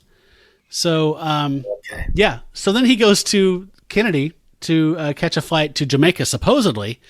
But did he have to go get a ticket? Like, did he go to the counter? Yep. He just he uses. I want to projection, see so that. Just Yeah, he's like- his mind. Yeah. No, if Sorry, you were Rick. making the movie, you would really lean into him showing people what they want him to look like. Actually, Like that would be really interesting. if I were making the movie, I would literally have him walk in the airport like that and go to the ticket counter. Yeah, and then cut to them and then say like, "Oh, Mr. Cruz, here you go. Here's your ticket." Yeah, I mean, just to see that scene, then I would have watched this movie just for that kind of stuff. Where he's like, he forgot that he still looks like Oh, that. sorry. Like So he's just he keeps talking to the forgetting, guy and they're like nothing "What?" is. Oh, pardon me. Yeah. Yeah, so it'd be like he has a big mission, but because of a lapse in judgment in minute 10, that kicks off like a firestorm of other problems. Like Yeah. some weird guy was at the airport and he's like, "Oh shit." Yeah, no, like That's he's finally screwing Yeah. up. And then yeah, it's I'm like- picturing like the rental car scene from Planes, Trains, and Automobiles, but he's in that I mean, outfit. this is exactly and his cape flying in the background. Or like, I would see maces and stuff falling out of the cape. Yeah. As he tries to Yeah, get in yeah, the he's car, like, he's sorry. getting in the car. Things are falling out of his. Oh, there goes my security deposit. Damn it. Yeah, it just lands on the hood. See, this See? is a movie I want to see. Yes, exactly. See, this is great stuff. This They is, didn't have security in airports back then like this, so like No, we you have could- now. you So you could could wear get your- that cape through there. I haven't been The able to wear a TSA. cape in an airport in how many years? It's been a long. So in this long panel here, he's just walking through the airport thinking, I'm supposed to be going to Jamaica to kill Aldous Huxley or whatever his name is. Huxley Aldous or whatever. But I'm not going to do it because I want to get to the bottom of this whole thing. And I feel like now that I'm a murderer, I'm just killing people for a cult, I should start figuring out what's going on behind the scenes. This is his 12th mission, by the way. Yep. Yeah. We're on page 9, but we've known since page 2 that the cult was not a good choice. Yeah. Yeah. He's still figuring that out, though. Yeah. It's He's not a like they savant. took him in when he was super down and they took care of him and built him back. There's no mention of this. Nope. It's just like they hired me to kill people. I don't know why I do it, but the money, the cash, the checks cash. Because if he said that out loud, like, I don't know why I do this, like, well, we can get if you're not into your job, Yeah, we can get we somebody can get else. somebody else. I don't want to inconvenience you. Yeah. It's just, I don't have a ton of money to be just doling out every time I want someone Yeah. whacked. I want someone who wants to be here. Yeah. Sounds like this isn't the right job for you. It's basically Boogie Nights, but instead of screwing, it's murder. He's really good at it. He's so good at it. Okay, guys, going to this next page. I need some help with the concept of the passage of time. Maybe you can help me out with this because, so he's in the airport. He just left. Like he saw Severs. He saw him on the honey baked ham. They did the exchange and stuff. He goes to the airport. He's like, I'm supposed to meet an emissary of the cult. I got to give him this flask before I catch my flight. And he's like, wait a second. This paper, it can't be. And it's a paper who is reporting on the supposed suicide of Damien Severs. What has happened? So that's not him in the previous page. Yes, it is. This is Damien? Yeah, that's him. Yeah, Okay. that's him. So we're assuming the thing that's missing, I got it. Security. The thing that's missing is a shot of the airplane flying right? And then Yes. him going, wow, it's really hot in Jamaica. Yes. And then, you know what I mean? Some time passing. Yeah, but Fantasy Island would have done that really simply, and I would have understood yeah, what was happening. Yes. 100%. And look, there's a lot of these panels we could have skipped and replaced with a jet flying and Yeah, but him sleeping, him watching a movie. Help me, he Matt. hasn't. He's in Kennedy still. He's He in hasn't got his Kennedy. flight. He hasn't even left. So No, he He's has supposed not to go to left. Jamaica. He's not even going to so go to maybe Jamaica. he took a nap in the lounge. For I think it's the 4 next day. days. I've got 3 words that solves all problems. Help us. Page missing. Deus Stop the ex presses. machina. Oh, sorry. Stop the presses. Stop. All you do, he goes there, you cut to the paper and they go, stop the presses. This just in. What? You're not going to believe this. What just happened a minute ago. Are we able to get this to newsstands at the airport? I think we might make it. Yeah, exactly. They did have like 5 editions a day in the city, right? Back in the day. Yeah, so I buy. It's the I actually evening really like edition. this moment. I like this moment, but the time jump did bump for me. Yeah. It's funny you mentioned this earlier, Matt, is that a lot of times, we talk more about the art this season and how it's just like, oh, we're talking about the art. That means it doesn't work.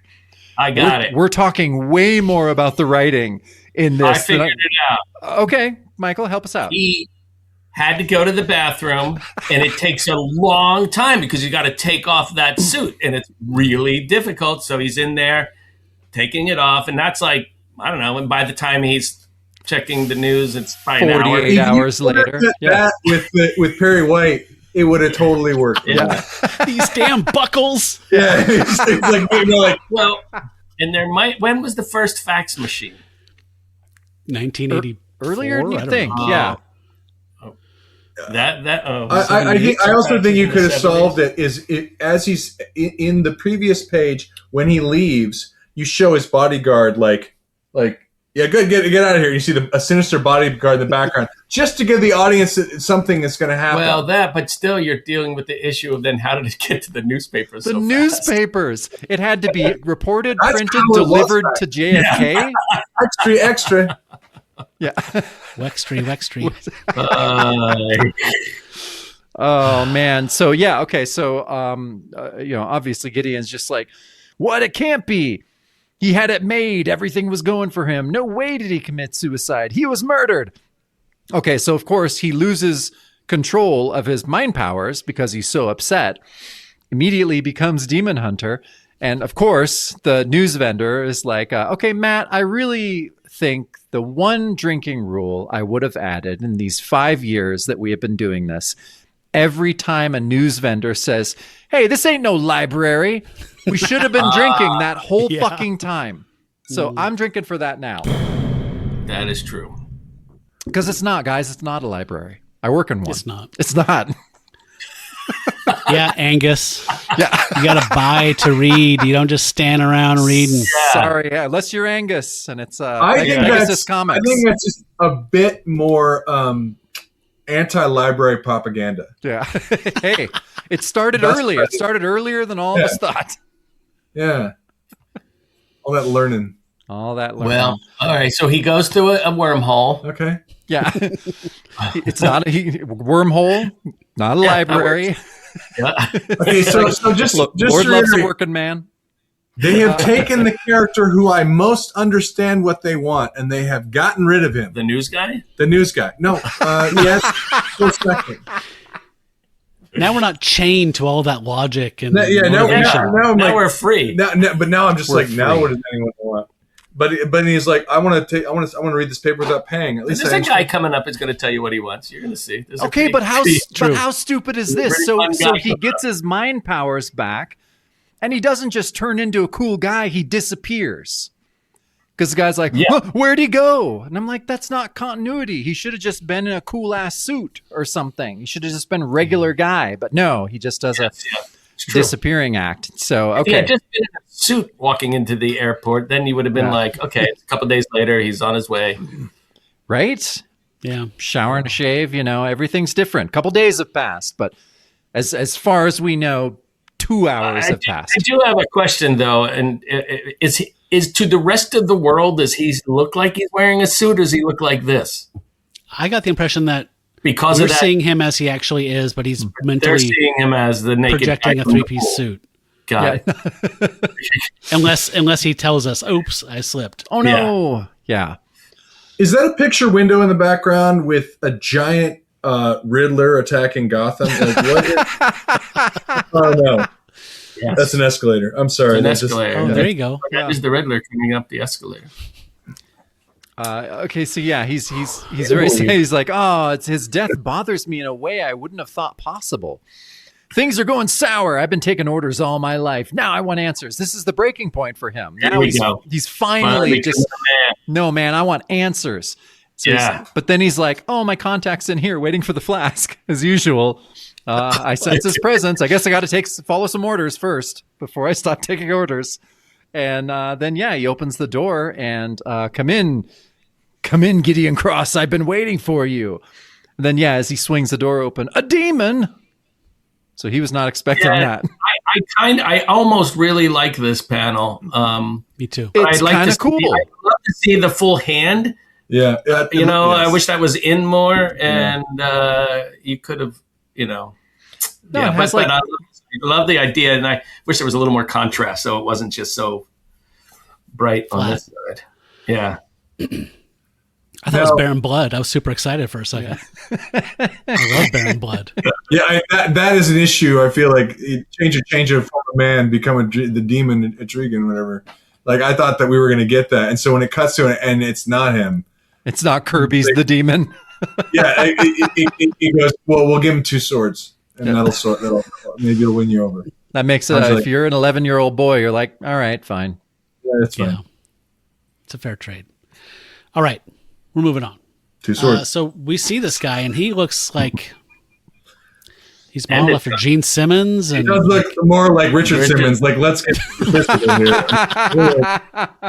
No, just If he had curly hair. no, yeah, the hair is wrong for that. Yeah. it's wrong, just period. Yeah. So there's no more need for deception. He says, I am Balbereth, bringer of death. Behold, has sensed your discontent, your impending betrayal. And they're down with him. They realize he's going to betray them. This guy is Gene my Simmons. favorite. This guy's It's my meant to be favorite. Gene Simmons. That's weird. Yeah, that's Yeah, clear. it totally is. So he is unfit to be a harvester of eyes because of this doubt and betrayal coming. So the cult demands his blood. And they take the flasks right off his neck. And the swords were an illusion. They disappeared. This is where Kraft's just too focused on details that really mean something to him and nothing to me. It's like the swords, they were an illusion, of course. So it's like, then you're not really Balbereth, but only another harvester like me. So he realizes there's a deception upon a deception, wheels within wheels. I mean, but why not? Why not just say that you're not anybody? Who cares? I know. What What does is it matter? this? 'Cause I love it Balbereth. when he's like, "Oh, you're right. I'm not that guy." But there's just doesn't make any sense. Balbereth is a real demon. I looked this up. Or just bring him in. Let it be him. Or Yeah, I mean, I know it's the next page, but yeah, he's just like, no, you're not a demon. You're like, he's right. I'm another demon. And, yeah, I know. It's like, okay. So this is where you can see John Buscema in the final panel. These Yeah. two Yeah. Buscema across there. Yeah, I see that. Yeah, for sure.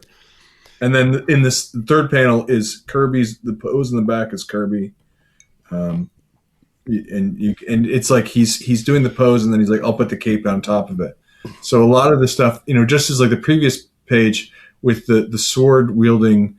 The reason why the swords are in such an awkward place in front of the guy's face is because that's all kind of an amalgam of things.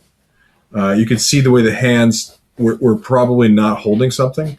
And are from a different pose. this one, yeah. the left hand, his left hand. Yeah. But I think I'm glad we're blowing the another lid off sword. this 50-year-old comic. Yeah. Hey, this is what we do here, Angus. This is our professional job, sir. This is Bamco. I love it. Oh, Matt, I mean, I know we're kind of shitting on Kraft's, right? Which sucks because, Matt, you and I love Kraft. Love Kraft. But yeah, I mean, his writing is so poor here. Okay, this is another thing. So guys, at this time, the only other comic credit that Kraft has this month is the final issue of Creatures on the Loose 37, which is the Man-Wolf on the space station one, which is so badass, and it sets up the whole Star God saga because the Kroger brand Warriors 3 show up at the end and they're like, oh, we need your help. And so, yeah, I don't know. I want to imagine that since Kraft, obviously put that at the end, it was just like, okay, this is the beginning of my whole fucking thing that I've tried to do since I was in middle school, when he first came up with the whole Star God thing. Maybe his mind is there. Maybe that's where his true passion lay, not here. Well, I think this was just like a job, and he was having to do it quickly, and it was just, Well, but Buckler's idea. It was Buckler's idea, but Kraft is, he's like an assistant editor at Seaboard right now. There was an issue that we read a couple issues ago where Kraft does this big essay in the back and just being like, man, these Atlas comics are going to knock your socks off, bro. And so he was already like all in. And so I almost feel like right as he got this job, he kind of saw the writing on the wall. I was just like, you know what? I have a feeling I should focus more on the shit I'm doing with Man-Wolf right now. Marvel.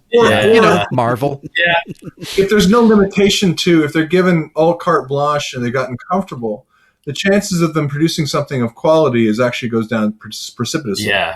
So in my mind, that actually makes more sense. They go, you can do whatever you want. You're going to get paid twice your rate. They're not working against limitations. If they had an editor telling them, you can have the cape, or you can have the coat, or you can have this doesn't make sense, or the harvesting of eye.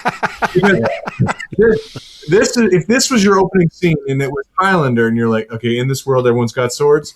And when you cut off one head, then the other guy gets lightning, and he's happy about it. Like, tell me what the rules are up front. Right. Instead, this is the first time we're encountering this, and we're going, those swords are an illusion. Wait, okay. Oh, I know.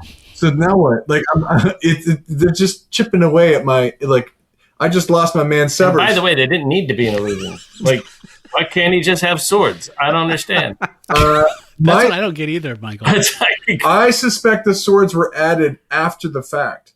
And they were like, all the panels look like they were just sort of added. Well, he was holding something here probably, but maybe not two. I don't know. Who knows? Or they probably, who knows? All right, let's move to the next page. Sorry. This is the swipiest swipe of all. This one is like more dynamic than that is. Yeah, anything. John Buscema. Yeah. The John Buscema punch there. Bam. I don't know. Yeah, it doesn't. The hands feel like John Buscema. Fully agree on that. Yeah, just you're right. The kind of the dynamism. How ironic is the dialogue line too? And I know how to handle imposters. But then I like that after he punches him, he's like, I was right, you are a fraud. Somehow that did it. It's a confession from the author. Yes, exactly. Yeah. Those actually aren't swords. The demon's like, I'm not Balbereth, but neither am I a harvester. He's like, what are you? Why'd you attack me? He's like, well, I am Hemmermans, a lesser demon. Other thing that I'm going this to other demon, But I like how it's so what you guys were talking about before. It's right. It's so ridiculous. He's like, all right, I'm not a demon. I'm a lesser demon. I spoke true. The cult has marked you for death. I was to obtain the blood flask first. And then Gideon's like, why is the flask so important? Tell me. He's like, I cannot. He says, then with my mystic cloak, I banish you to a world of desolation. And the demon's like, no. The demon who comes from hell, by the way, is like, a world of desolation. No. But that's like if you grew up in like a hot climate, like it's not a big deal for you. Like I just feel like, you know what I mean? Like in the Man from Snowy River, like the horse was like born and bred in the country, so it knew how to go down the hill. That's the only reason why he won. I'm drinking for a Man from Snowy River reference. I like the sound effect of the thing disappearing. Point. Yeah, point. I understand you can pull swords, but you can also banish someone to the Phantom Zone? Like, I didn't know. His hair looks good, though, finally. New power. The hair? Yeah. Drink it for the hair power too, because why not? Yep. All right, in this final panel, Gideon's thinking, the cult has deceived me. They've been using me for their own purposes. Again, we figured this out so many pages ago. It says, I must return to the dark retreat and learn their motive. Look at his face. Who talks like that? Panel. I don't know. Gotta learn his motive. Gotta learn their motive. Their motive. His motif. Yeah. That's not a good face. I'm sorry. Not. It's not a good face. It's like Brock Sampson or something. Yeah. I don't know. Eyes are looking two different places. It's a little How it was back then. It's how it is with harvesters, guys. You know this. The harvesting Your the eyes night get or all eyes. wacky. That's Eyes. a little. The night is management. Eyes are the guys on the ground. There you go. It's a pyramid scheme. Well, Well, there's a really. Multi-level marketing. I mean, the elephant in the room here is obviously this is a story about being tethered to a huge corporation and all of a sudden deciding that you've been work for hire and you don't want to not want to do it anymore. Yeah. But it's all you've ever known, and they made you ink with blood. I mean, it Each does issue. look like this last panel was just put on top of the other one. Yeah, it does, right? Like, It oh does. shit. You're right. Oh my God. Let's You know? paste that on. Elmer's glue, everyone. Yeah. So the Colts is the CIA, right? We all agree on that. Yeah. Yep. Okay. Got MK Ultra in here. There it is. That's the There's a missing- fucking plane. There it is. That's what we needed earlier. Right. But he was You know? supposed to be going to Jamaica, but he's actually going to Nigeria because he wants answers. Because that matters. Yeah. So he decides to remain incognito. We get to see how people see him now. curious. He's wearing a nice Hawaiian shirt.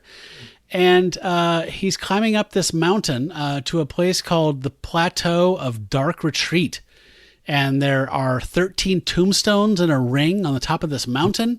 It's a secret sanctum of the Harvesters of Night. It is ringed by those tombstones, and it creates a mystic barrier of invisibility.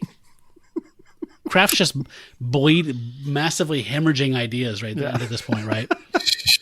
I agree with you Vomiting on the ideas. first part. Yeah.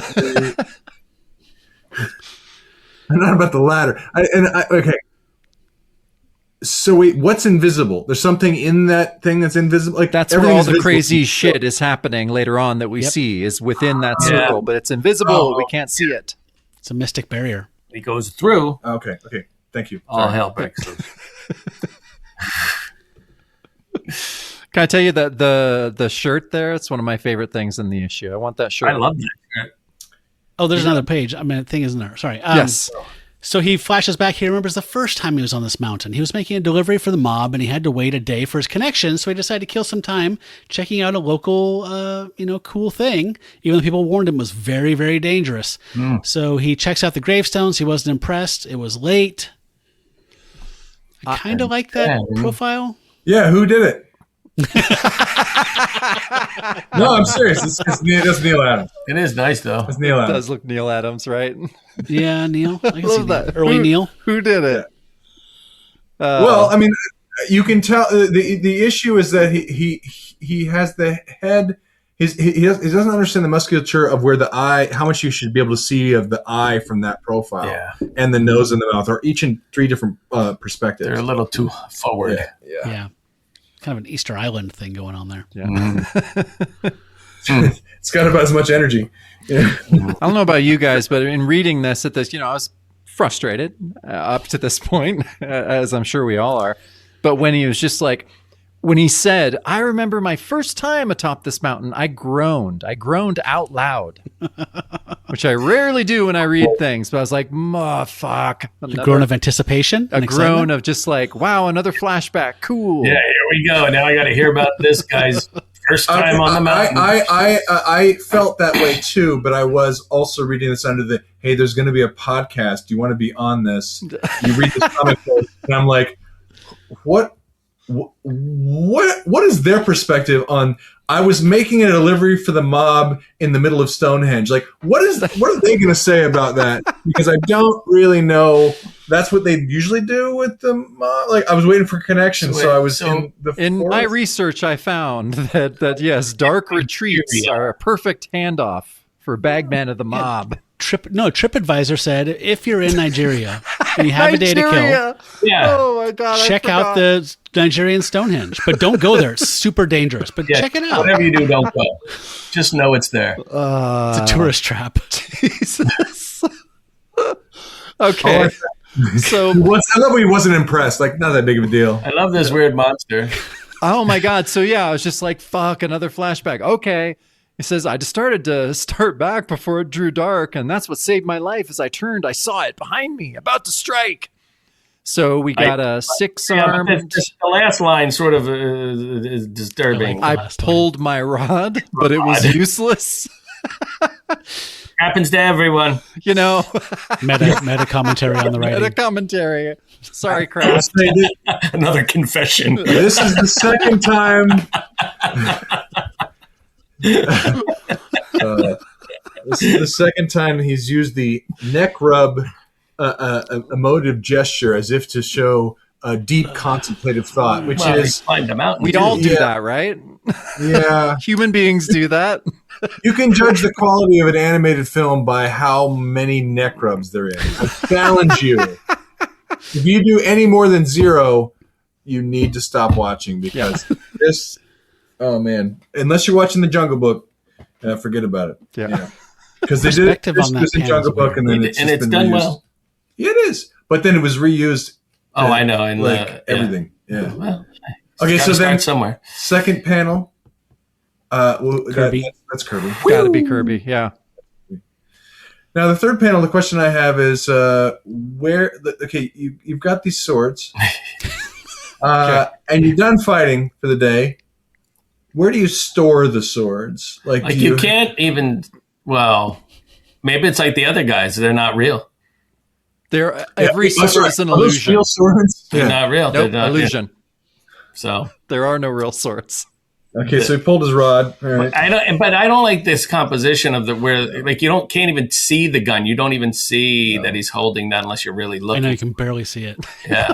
I was shocked he put a tombstone in the foreground of that panel for a little bit of like depth. Like that seemed like way beyond his. That's one of those like giant gelatinous cubes. Like from D&D. Yeah. From Charles Fort. Okay, so yeah, we get another row of he runs between these two of the stones. His mind exploded, so he gets zapped. I found out later I should have died. From who? I didn't. Oh, yes. Instead, I collapsed in spasming agony. But before I went under, I caught my one and only glimpse of the Grand Magus. So that's what he calls it. Yeah, that's. Guess his rod wasn't useless. I mean, look at the picture. He's looking up right at it. He is. Oh man, a lot of subtext on this page. But no, I caught my only grand glimpse, and he was smiling. Aw. Maharishi. Yep. And then you know a good storyteller when they say the phrase "and he was smiling" like that. That's nothing stirs the audience like he was smiling. All right, time. We get the line. I would have loved like 4 other instances in this issue. Time passed. Time passed. You are one of us now, Gideon. You are in our full confidence. Take this blood flask, which brings new life to those chosen by the cult. As its possessor, you are our harvester of eyes. Still doesn't describe it, guys. Nothing really works here. There's skulls, there's eyes, there's harvesters. Just don't worry about it. It's fine. Like, we'll learn about that in issue 14. Yeah. I think they call that eclectic. Yeah.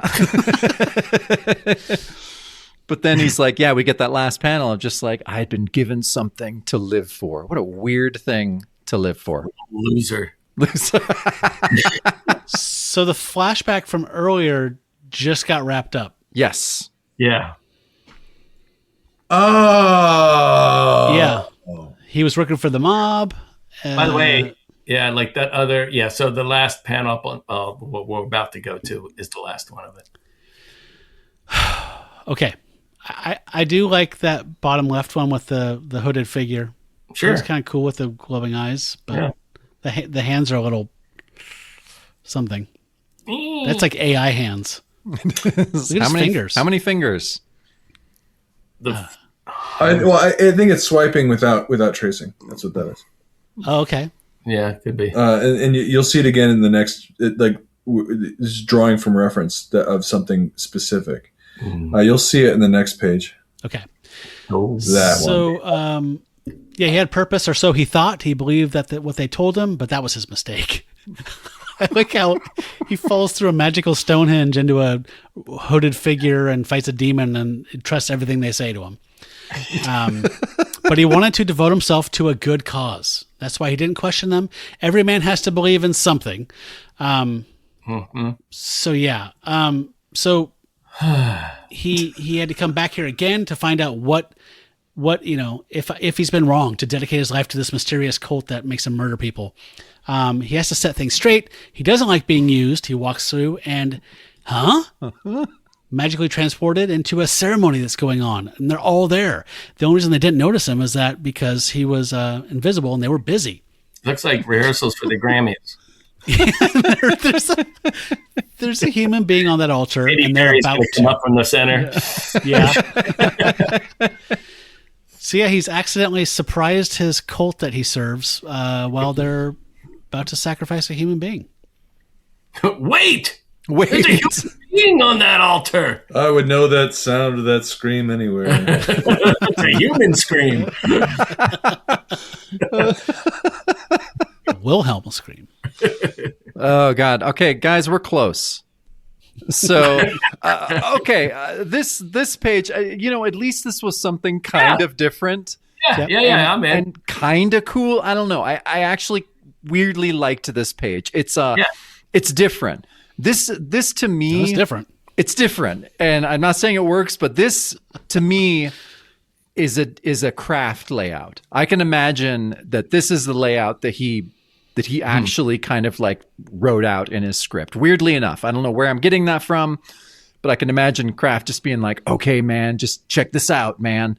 So, okay, there's a giant, we have a giant monster, like dragon mouth, and inside that mouth, there's there's Mr. Severs right there, and so fire dude. Yeah, and this fire dude. So, first off, the Grand Duke of Hell. Sorry. Yeah, Grand Duke of Hell. So, but there are 4 panels up at the top. And it's so they're killing this guy, but kind of killing him. So they put a guy in a state of artificial serenity produced by the drug ataraxia. Exactly. Okay, obviously. I want to know. Really, I mean, make sure you tell the audience what drug it is, because they're really going to ask. Yeah, not a real drug, but it is a antihistamine. I looked up. There is something called that is an antihistamine. So it's a philosophical term as well from Stoicism. Yep. So it's so the victim has died voluntarily that a still beating heart may feed the flames of hell and complete the ritual of rebirth. So we're getting back to that xenogenesis that's been, it's the MacGuffin the whole time, I guess. It's always been about xenogenesis. And so, so at the bottom we see, so there's, old Mr. Severs, Damien Severs, and the demon. It says, the demon comes and obeys the summons to protect the soul of our sacrifice, that the demon may cohabit its body. We release instead the life essence of Damien Severs, whom we also slew.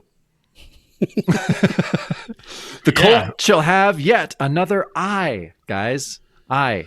Astaroth, Grand Duke of Hell. There's no eye in cult. No, that's not. So, stuff's happening. Finally, I guess. That was basically what I was writing at in my notes at this time. It's like, shit's finally happening. It's true. So what's our hero doing? He's watching. He's watching, and then he runs away. Yeah. Well, he's giving us some information. Okay. So one of the cult members voluntarily sacrificed himself. Yep. That his heart went into the flame to bring Astaroth back. Mm-hmm. What does Severs have? So his the life essence of Severs, whom we also slew. Oh, did that bottle have that blood that he put in? Yeah. Oh, you're right. Yeah. Thank you. So then his life essence goes to Harvey Aldous. And that's how his body comes to be, correct? Okay. That's in 2 pages from now. 2 long pages from now. Oh All my. right, I'm plowing through. Please do. So I do like this panel here, this close-up of him. I'm sure he swiped this from somebody as well. I think Liechtenstein swiped this. This has been swiped so many times in the net. It's in the net. So you know what? Gideon's figured it out, guys. There's no longer any doubt. This cult is evil. And if he's not one of them, he's against him. And so from now on, I'm going to believe in myself. Oh, it's like an after-school special. Yeah. Exactly. So, Astaroth is there saying, "You've done well, mortals. Together we shall achieve xenogenesis, the rebirth of the demon race." And he's thinking, "No, I can't let that happen." And the demon's like, "God, it feels good to walk in physical form on the earth once more, and it'll be even better when we rule it again." And that's when Gideon runs away. "I better get out of here." Doink. He's no match for the entire cult. So, it's only a matter of time before they start looking for me. He's just going to go and regroup and figure out a plan to stop running this. straight into the ground. Yes, he face planted one panel later. I've seen all I need to see. And look at that lettering on that last thought Look at balloon, the too. lettering. I've seen all I need to see. I wish I had the nerve to stick around, but I've seen all I need to see. Yeah, Shelley Lefferman was just like, "Oh, I've seen all I need to." It's like, "Ah, shit, C." Just fits it in at the very bottom there. It's fine. You're right. It's fine. It's Demon Hunter. It's fine. Don't worry about it. Actually, I mean, You could have just if left you it. showed this panel I've independently, seen all I need. the composition and the use of line weight and blacks is really interesting here. Yeah, but I don't.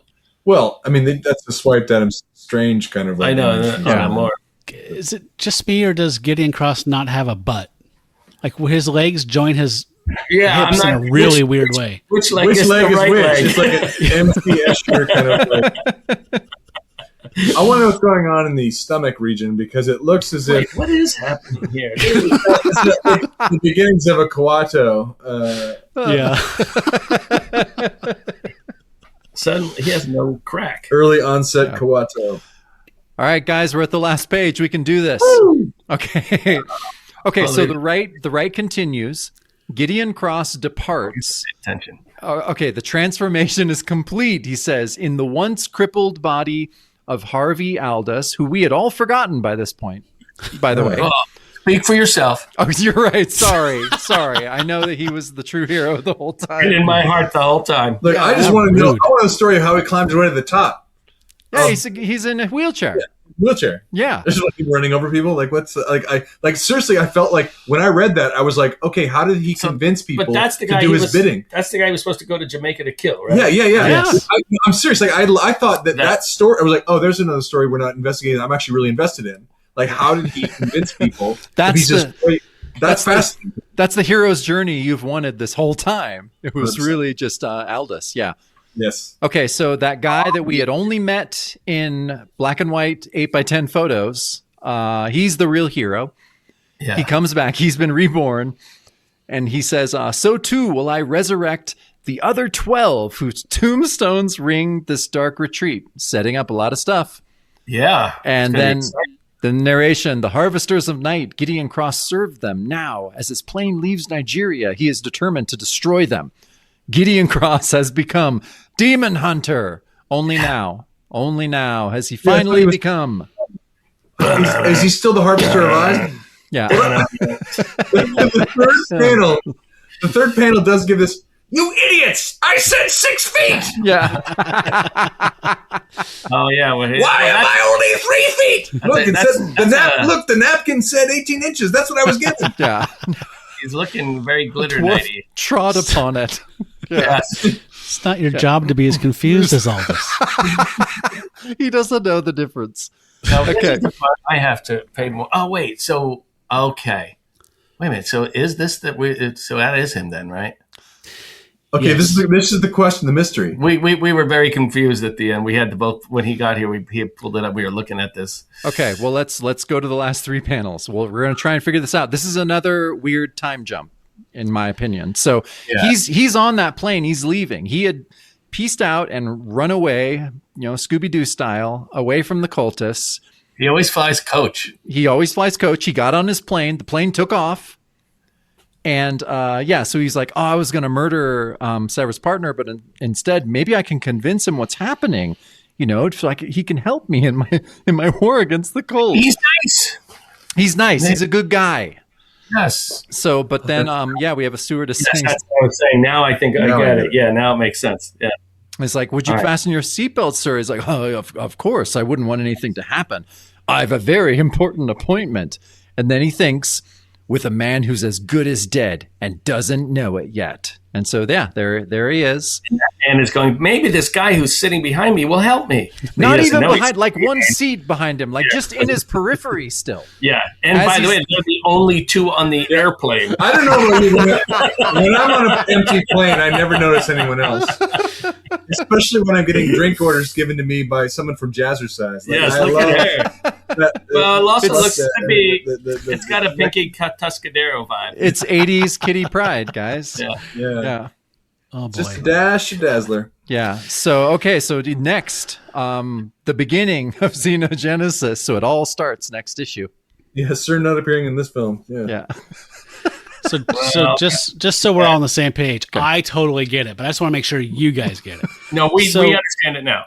So I don't. I'm being sarcastic. I don't understand it. I think I understand it. They all knew makes perfect sense. It's that this brilliant. is all part of the exogenesis. Was that 50 years from the publication, we'd be on a podcast, and we'd go over it panel by panel, and only then will the secrets be unlocked. Yeah. After we've done this, I genuinely believe no one has given this comic as much thought as the four of us have. Well, someone's going to be knocking on your door. It's the lesser demon, not even the cool demon. It's going to be the lesser demon. Yeah. So we would find out in the future why Huxley, Aldous, whatever his name was one of why his body was chosen as a vehicle for Astaroth. Right. We would see the other 12 attempted to be resurrected in order to conquer the world, and the demon race would rule. We would figure out what their connection was with each other. And Gideon would fight against them. That's the pilot episode here, right? That's the premise. Okay. Yeah. So I've read this like a couple times, and I'm still kind of. I feel like I'm just like swinging between vines, and half the time I'm between vines. Like, wait! Oh, I got it. Yeah. Okay. Well, that was Demon Hunter. Yeah.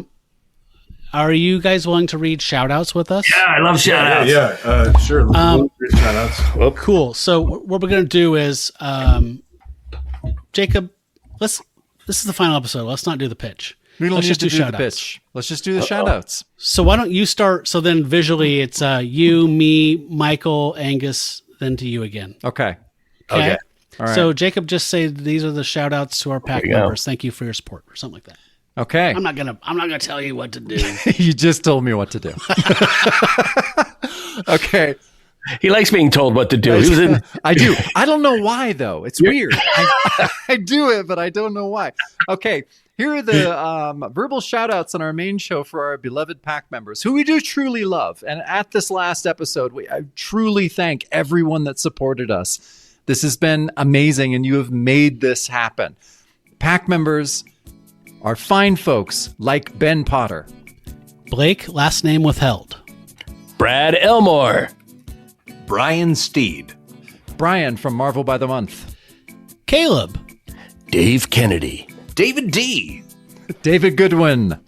Glenn Lash. Grace. James Shigas. Jared from Swords and Scrolls podcast. Jason W. Jeff Fitzpatrick. Jer from Buffalo. Justin the Owl. Kyle from the Heartland. Matt Harvey. Melissa Watts. Michelle from Moonlit Comics. Mighty Morphin Blue. My Childhood Comics. Pat Speck. Rob from Marvel by the Month. Sha David. Oh, I was just thinking, wait, am I not on your thing? Do I not, did I like... You're a star god. You're the next tier up, brother. No, I panicked for a second. I thought, oh my God, did I forget to renew my Just thing? say Tony Iupi. I was like, Tony Iupi. Did I say that right? Iupi. Oh. Is it Tony or Thony? Tony. Tony Iupi. Jim Tucker. Worm Drive Pro. Thank you to all the pack members, but Matt's going to Indeed. talk about the final tier of shout-outs that you're on, Michael. You're on this one. I panicked. There was another level of folks that were kind enough to support us at a higher tier. We did lots of extra special stuff for them. We sent them t-shirts and coffee cups and all that jazz. And we can't thank those folks enough for supporting us throughout the run of the show. You made a lot of the fun stuff that we did possible. That's people like Ben M. Bill Eschbach. Brink. Eric Hadley. Jason Finestone. Oh, I actually did it right. Okay. Jason Finestone. Jesse McFerrin. John Walsh. Josh Link. MJ. Mark Nivens. Michael Giacchino. Oh, he did the thing. Love when that happens. The thing did Ryan the thing. from- Okay. Yeah. Sorry, Angus. No, I don't want. I want to drive past. Did you get the name pronunciation right? Is that? You should redo that one. Can we have a 2 on that? Ryan from across the Bifrost. Bifrost? Bifrost. Bifrost. Bifrost. Bifrost. I got to turn in my card. Ryan from across the Bifrost. Russ from Taste the Pod of Dracula. And our Uber patron, Jackson T. Overstreet. That's Thank my you favorite so name much. of all of them. You say it. You say it. Yeah, you do you, it. you need to say it. Jackson T. Overstreet. Yes. All right. Thank you, Michael. Thank you to all the other Star Gods for all your support throughout the run of the show. Again, means so much to us. Jacob? I from our side, I just say thank you guys, because the amount of work you put in is enormous, and it does not take a small amount of time to do that. And so I know that everyone here, all these people, appreciate it. I know I do. So thank you so much. You've taught me so much about all of this over the past few years, and it's just been great. And I just want to say thank you. Well, thank you back. Thank you. Yes. Okay, now that we've done that, we used to cover letters columns and feedback from readers. There was no letters column because there was no issue 2. The rest of the story, normally we would talk about what happened in the few issues that Atlas squeezed out before they went belly up, but there wasn't. But Jacob did allude to this character's rest of the story. So as he said, Buckler and Kraft ran into each other in the halls of Marvel a couple years later and said, remember that Gideon Cross thing? Why don't we do that on Deathlock? And so they introduced Devil Slayer and recycled the characters. Very similar, I guess. I haven't read any of this stuff. You gave him And cooler then- boots, though. Like, I'm sure the argument was like, let's change the boots. Yeah, but it's still going to be overly complicated. All right. Sold. Yeah, it has to be overly complicated or I'm walking. And apparently he joined the Defenders for a run or a short little minute there, and he even teamed up with Spider-Man in Marvel Team Up. Wow.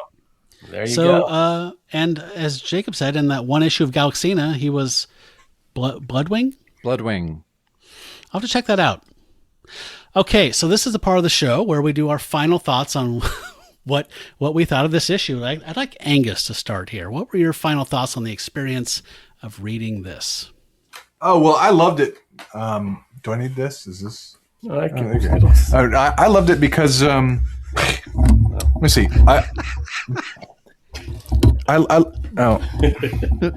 Just in the way. Just kind of get that. I loved it because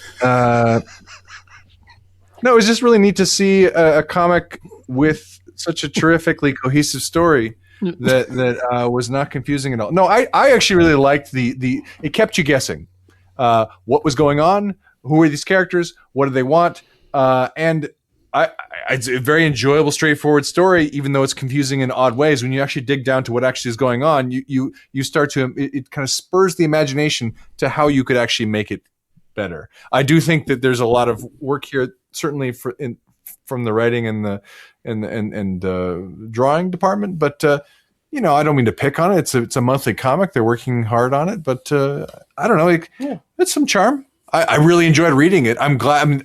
To be from an outsider coming into this, having not seen the other podcast episodes, as the camera pans to me, I love that. And this is It's based on hand gestures, guys. I picked up on it. Yeah. that's why I don't have I'm that trying enabled. to control my Italian side. Yeah, I mean, how is it not going to the Italian every time? Well, the Scottish side is I anyway. So yeah, I seeing it from this point of view and talking about it and hearing the history of this, because to me, like as I'd said before, I thought about going into comics. So to see people going and working, like the potential of working on something brand new that they own, and seeing all the fruits of their labor come out of something that's forgotten about, that people find 50 years later and talk about and try to unpack, is really, really inspiring. It's fun. It's neat. So it's not, I don't think there's a lot of energy. I don't mean to say it out of, judging the work, other than saying, like, look at people that are trying to do the right thing and have fun with it and be creative, but I also see it as a job. So yeah. Michael? Final thoughts. I have to say, I really enjoyed it, because having had a job where I was putting out, working on 2 shows, putting out at the same time, putting out 24 episodes a year. It's hard to just boom, boom, boom, do that thing. So it's easy for us to sit here, we make fun of it, and that's all fun and everything. But I do, as we're reading through this whole thing, all I could think about is just, that just constant pressure, and you're just sitting there doing the thing. And that's how these guys end up getting so good at what they do. Because when you just can do this many things in a row, when you actually get a chance to sit and spend some time on something, they usually kick ass. And so it's just, this is part of the being in the trenches and learning your craft. And it's just, it's like practice or exercise in a way. And it's kind of fun to see it from that point of view. So in that vein, I loved it. I do wish they spent a little more time on the story, but it's okay. I'll go. Sure. As someone who loves Kraft's writing, and like the Star God saga with Manwolf, the guy was into the counterculture stuff. He was into some pretty cosmic, big, crazy, weird ideas. And I think that this actually had potential. I think this felt like, I think Jacob was right. I think he was very excited that Star God was happening in his Manwolf book he was writing at Marvel. And I think he was a little focused on that. And I think this was just him helping Buckler out while he was also taking over the editor's reins at Atlas as it was going down in flames. And to me, it just feels like it was a bunch of good ideas, a bunch of things he thought were cool, all thrown in the mix without much care or whatever. And it just all could have shook out to a cool story if it had been an ongoing, but it was just kind of a caterwaul of ideas and things he thought were interesting and neat based on what Buckler told him. And the arts, I think Angus was right on. I think there was mostly made of swipes and some misguided stuff. Buckler got better, and he did better before this. So yeah, very uneven story-wise, kind of a mess, and the art was also a mess as well. But I had a good time reading it, even though I scratched my head more than I would like to when I read a comic book. I did have fun reading it. Like Matt said, we have the utmost love and respect for David Anthony Kraft, specifically for the stuff he did with Manwolf and Star God. And yeah, we reference a magazine, Comic Book Artist, I think number 16, that did it. The entire issue is all about the Atlas Seaboard line. And Kraft did not want to be interviewed for it, but he had written this thing in a comic book magazine, Comic Book Reader or something, to where he had talked about kind of the fall of Atlas and how he was there at the end, and how, he was super stoked. He was writing, essays for stuff. He was just hyping everybody up because, like Matt said earlier, Kraft he was a rock and roll guy. He was cool. Like Stan, was just like, oh, this guy's cool. Like he kind of acted weird around Kraft, like, oh, this is the real deal. Like all the other guys, they're like, yeah, we're hippies, It's like, no, you're just a bunch of nerds. Like, and that's cool and that's wonderful and that's what we want. But Kraft was like a badass. Like Kraft rode a motorcycle and wrote for Rolling Stone and was friends. Jacket. Yeah, leather jacket with all this. There's one picture of Kraft like there with his big Alan Moore beard and leather jacket, and Stan's just going like, you seeing this, guys? You seeing this? I hired this guy. Am I catching cool off of this? Stan looks so dorky next to him. But Kraft is amazing. And so Kraft had the unenviable task of kind of, like Matt said, Atlas is going down in fucking flames. Like, and Kraft was there just like, okay, man, we can write this ship, you know, this is going to be cool. I'm going to be super, like in the essays he was writing in some of these other Atlas comics, he was trying to be like a rock and roll Stan Lee. He's writing these things like, man, you won't even believe how cool this series is going to be. Like, we're going to do all this different stuff. What was the one? What did he write that for, Matt? What am I referencing? I can't fucking remember. It was either Fright, Son of Dracula, or Barbarians. No, it was Hands of the Dragon, right? Or no, it was Barbarians. You're right. Yeah. So, and so he was really becoming a hype man. And he says in this interview that like everyone, it was like a cocktail party. They're all like second wave of Atlas Comics. And Martin Goodman gets back. He was like in Florida for a few months, as men of his age did at the time. And he comes back and took like one look at the numbers and was just like, shut it down, boys. And so everyone at the end were just like, wait, what? We had martinis in our hands. The martinis disappeared. And then they're just like, oh, shit. And so, yeah, everything just fell apart after that. And so Kraft said he was let go. And then I can't remember who was supposed to replace him, was like let go like 10 seconds after Kraft was let go. And then it just all ended. And in the Smoking Ruins was Swank. And so, yeah, I feel that all of Kraft, and Kraft was right to do this. What if he spent so much time on Demon Hunter that he was like, you know, the Star God thing, I'll just wait. I've waited since I was like 12. I'll just put it on the back burner again. It'll be fine. It's all Demon Hunter. And so thank God he didn't do that and focused his time on Manwolf and Star God and stuff that we truly love. So yeah, this issue was a bunch of garbage in a lot of ways, but that I did enjoy reading, and I was really excited to read it and talk with you all about it. But yeah, Michael, it was interesting. So you're seeing this as a guy in the trenches. I'm assuming you're talking about to where you're like, lost alias. Yes, exactly. And, okay. You know? That, and plus maybe a movie in between and all of it. And it's just this time period when you were, it was like you were constantly in motion, you know, creating. You had to create. And that's what I see when I look at these kinds of runs and stuff like this is, and even the Marvel stuff as well. I mean, you're just boom, boom, boom. Like you said, how many of these things were they planning to put out? That's a lot, right? How many titles did you say they were going to? 26. Yeah. 26. That's a lot. And that's, you know, that's a lot of work. So I do think part of this is just in the trenches, getting it out. Well, it makes me wonder if, you know, Angus, I think you were talking earlier about just kind of like limitations and how sometimes limitations, and I think that's true in all creative endeavors, is that, you know, if you say just do whatever you want, here's all the money, do whatever, you have no limits, no restrictions.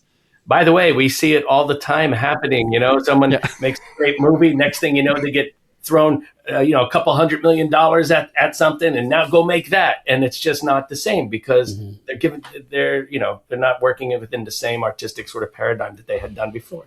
Some can, some can't, but you know. I would think most can't. Like, I just think, I don't know, our brain craves those restrictions in a way. It's just like, I don't know. I mean, true inspiration comes from that, trying to figure stuff out. It does. Right? And if you Bowie and Eno with the cards to do it. Yeah, and I wonder. I kept thinking about this as like how much story was this supposed to be? Like if this was actually supposed to be 10 issues of story wedged into one, that's why we're getting this kind of jumping around. Well, because 10, maybe.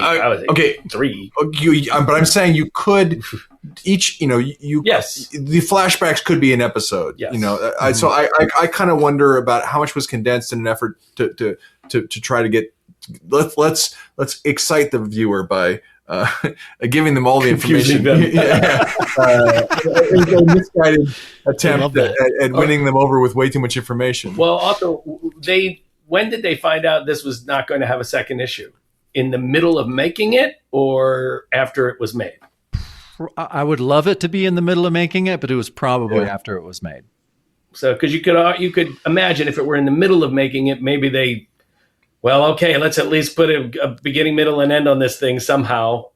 I don't know. Well, we can't afford swords, so let's say those swords are they're an illusion. It shipped in late May. Huh.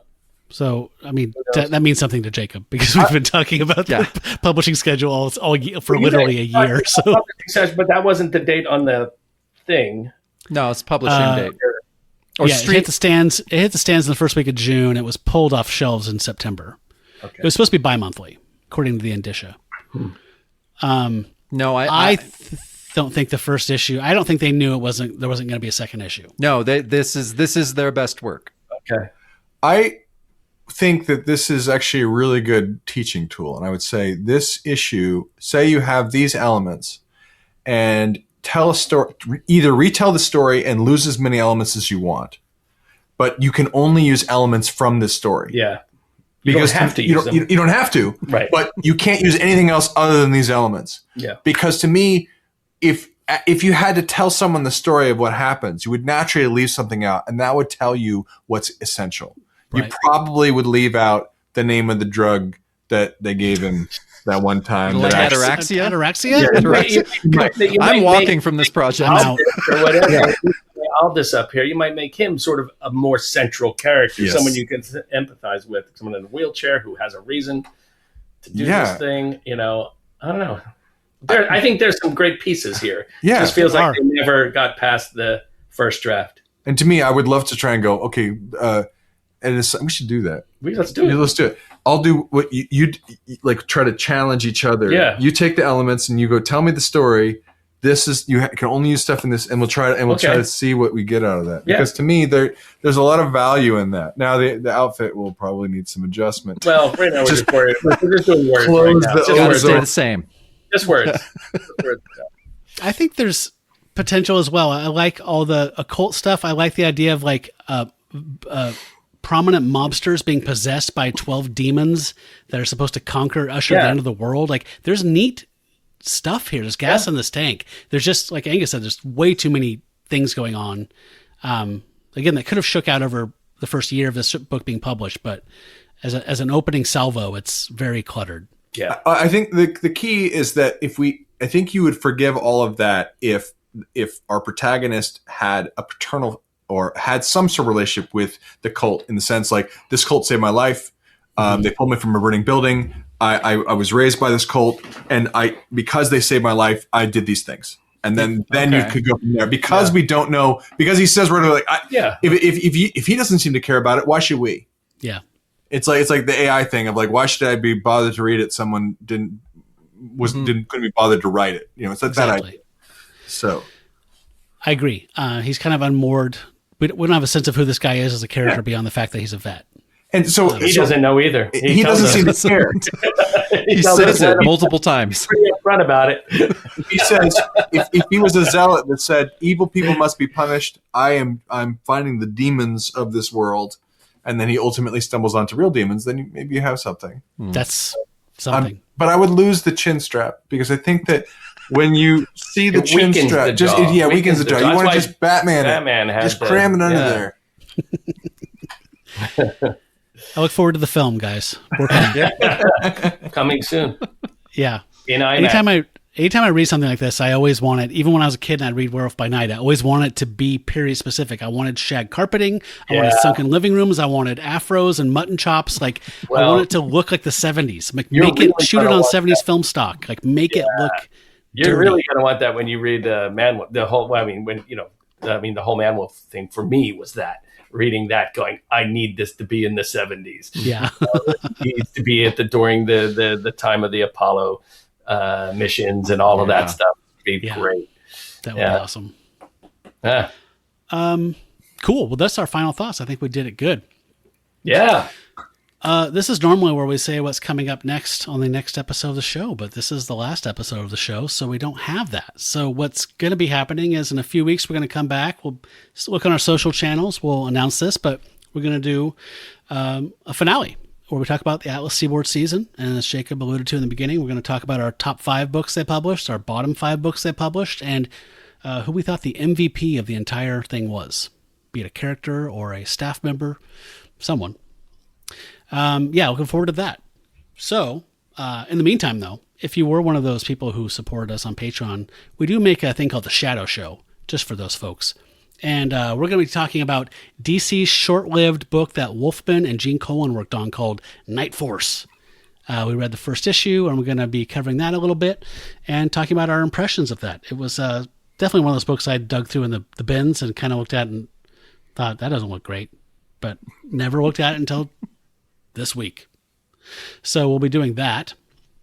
And, while we're around, we're still on Instagrams, Threads, and Blue Sky. We'd love for you to follow us there. We'll follow you back.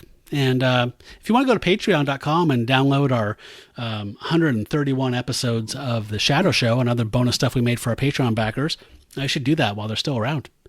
Leave a comment on this video if you would, and like and subscribe and all that stuff. There'll be stuff coming out in the future. We have the Satana audio dramas that we're doing with full voice cast and all that stuff.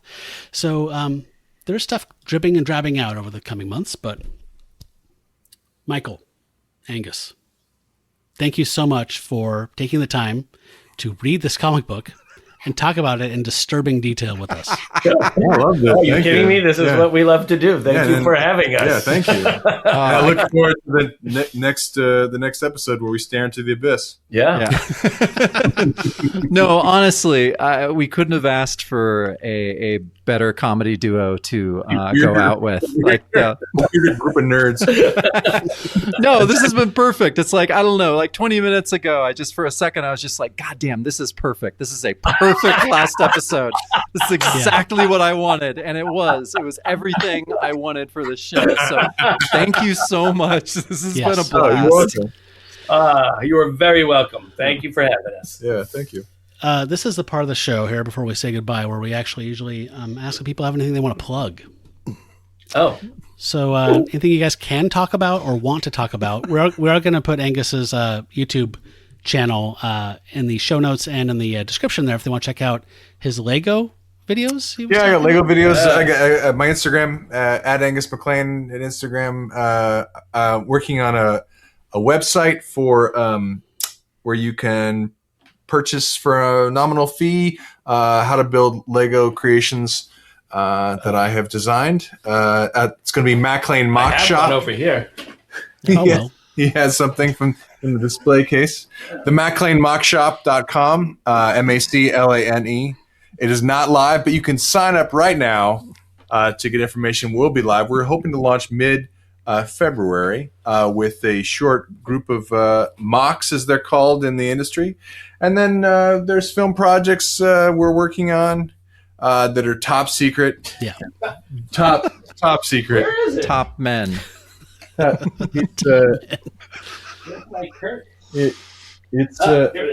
got it now. You made the case. That's something, man. Yeah, that is something. Case. So After I did Star Trek, he made this. Which is Oh, sweet. Love it. oh god, I that's had a great. goatee, Oh, perfect like likeness. Yes, it is perfect likeness. but yeah, he is really good at this. notice I gave him the command uniform. Yes, he did. But and he wanted red shirt. I said no. That was the Cube Dude building thing that I invented that they made a couple sets of, and then anyway. So, but yeah, do you have anything to plug? What are you gonna plug? Well, I'm still plugging away at this thing. Oh yes, that's what we want to hear. Yeah, Still we're plugging excited away about at that. that. There's some fun stuff happening there. Also working on Ray Gun, Brad Bird's Ray Gun, right now, which is a movie. It's an animated film, which is just great.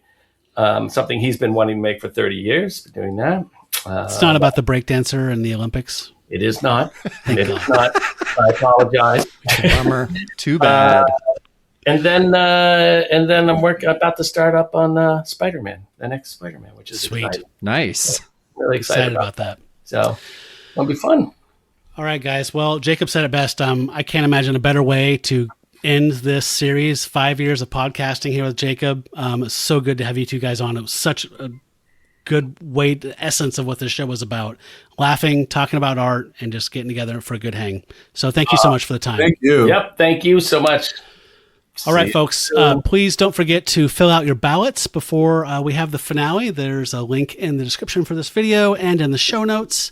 And thank you, everyone who is listening or watching, for coming along on this journey with us the last 5 years. Started off as COVID coping and turned into a great community of people that we have had the pleasure to get to know and get their support. And it means a lot to us. And And it's time for us to move on to some other stuff, though. So, as we always said, which this only now really counts for the finale, until we see you next time, stay bronze, Pony Boy. Stay bronze. Now you gotta wave. Oh yeah, I forgot. You have to wave. Bye, everybody.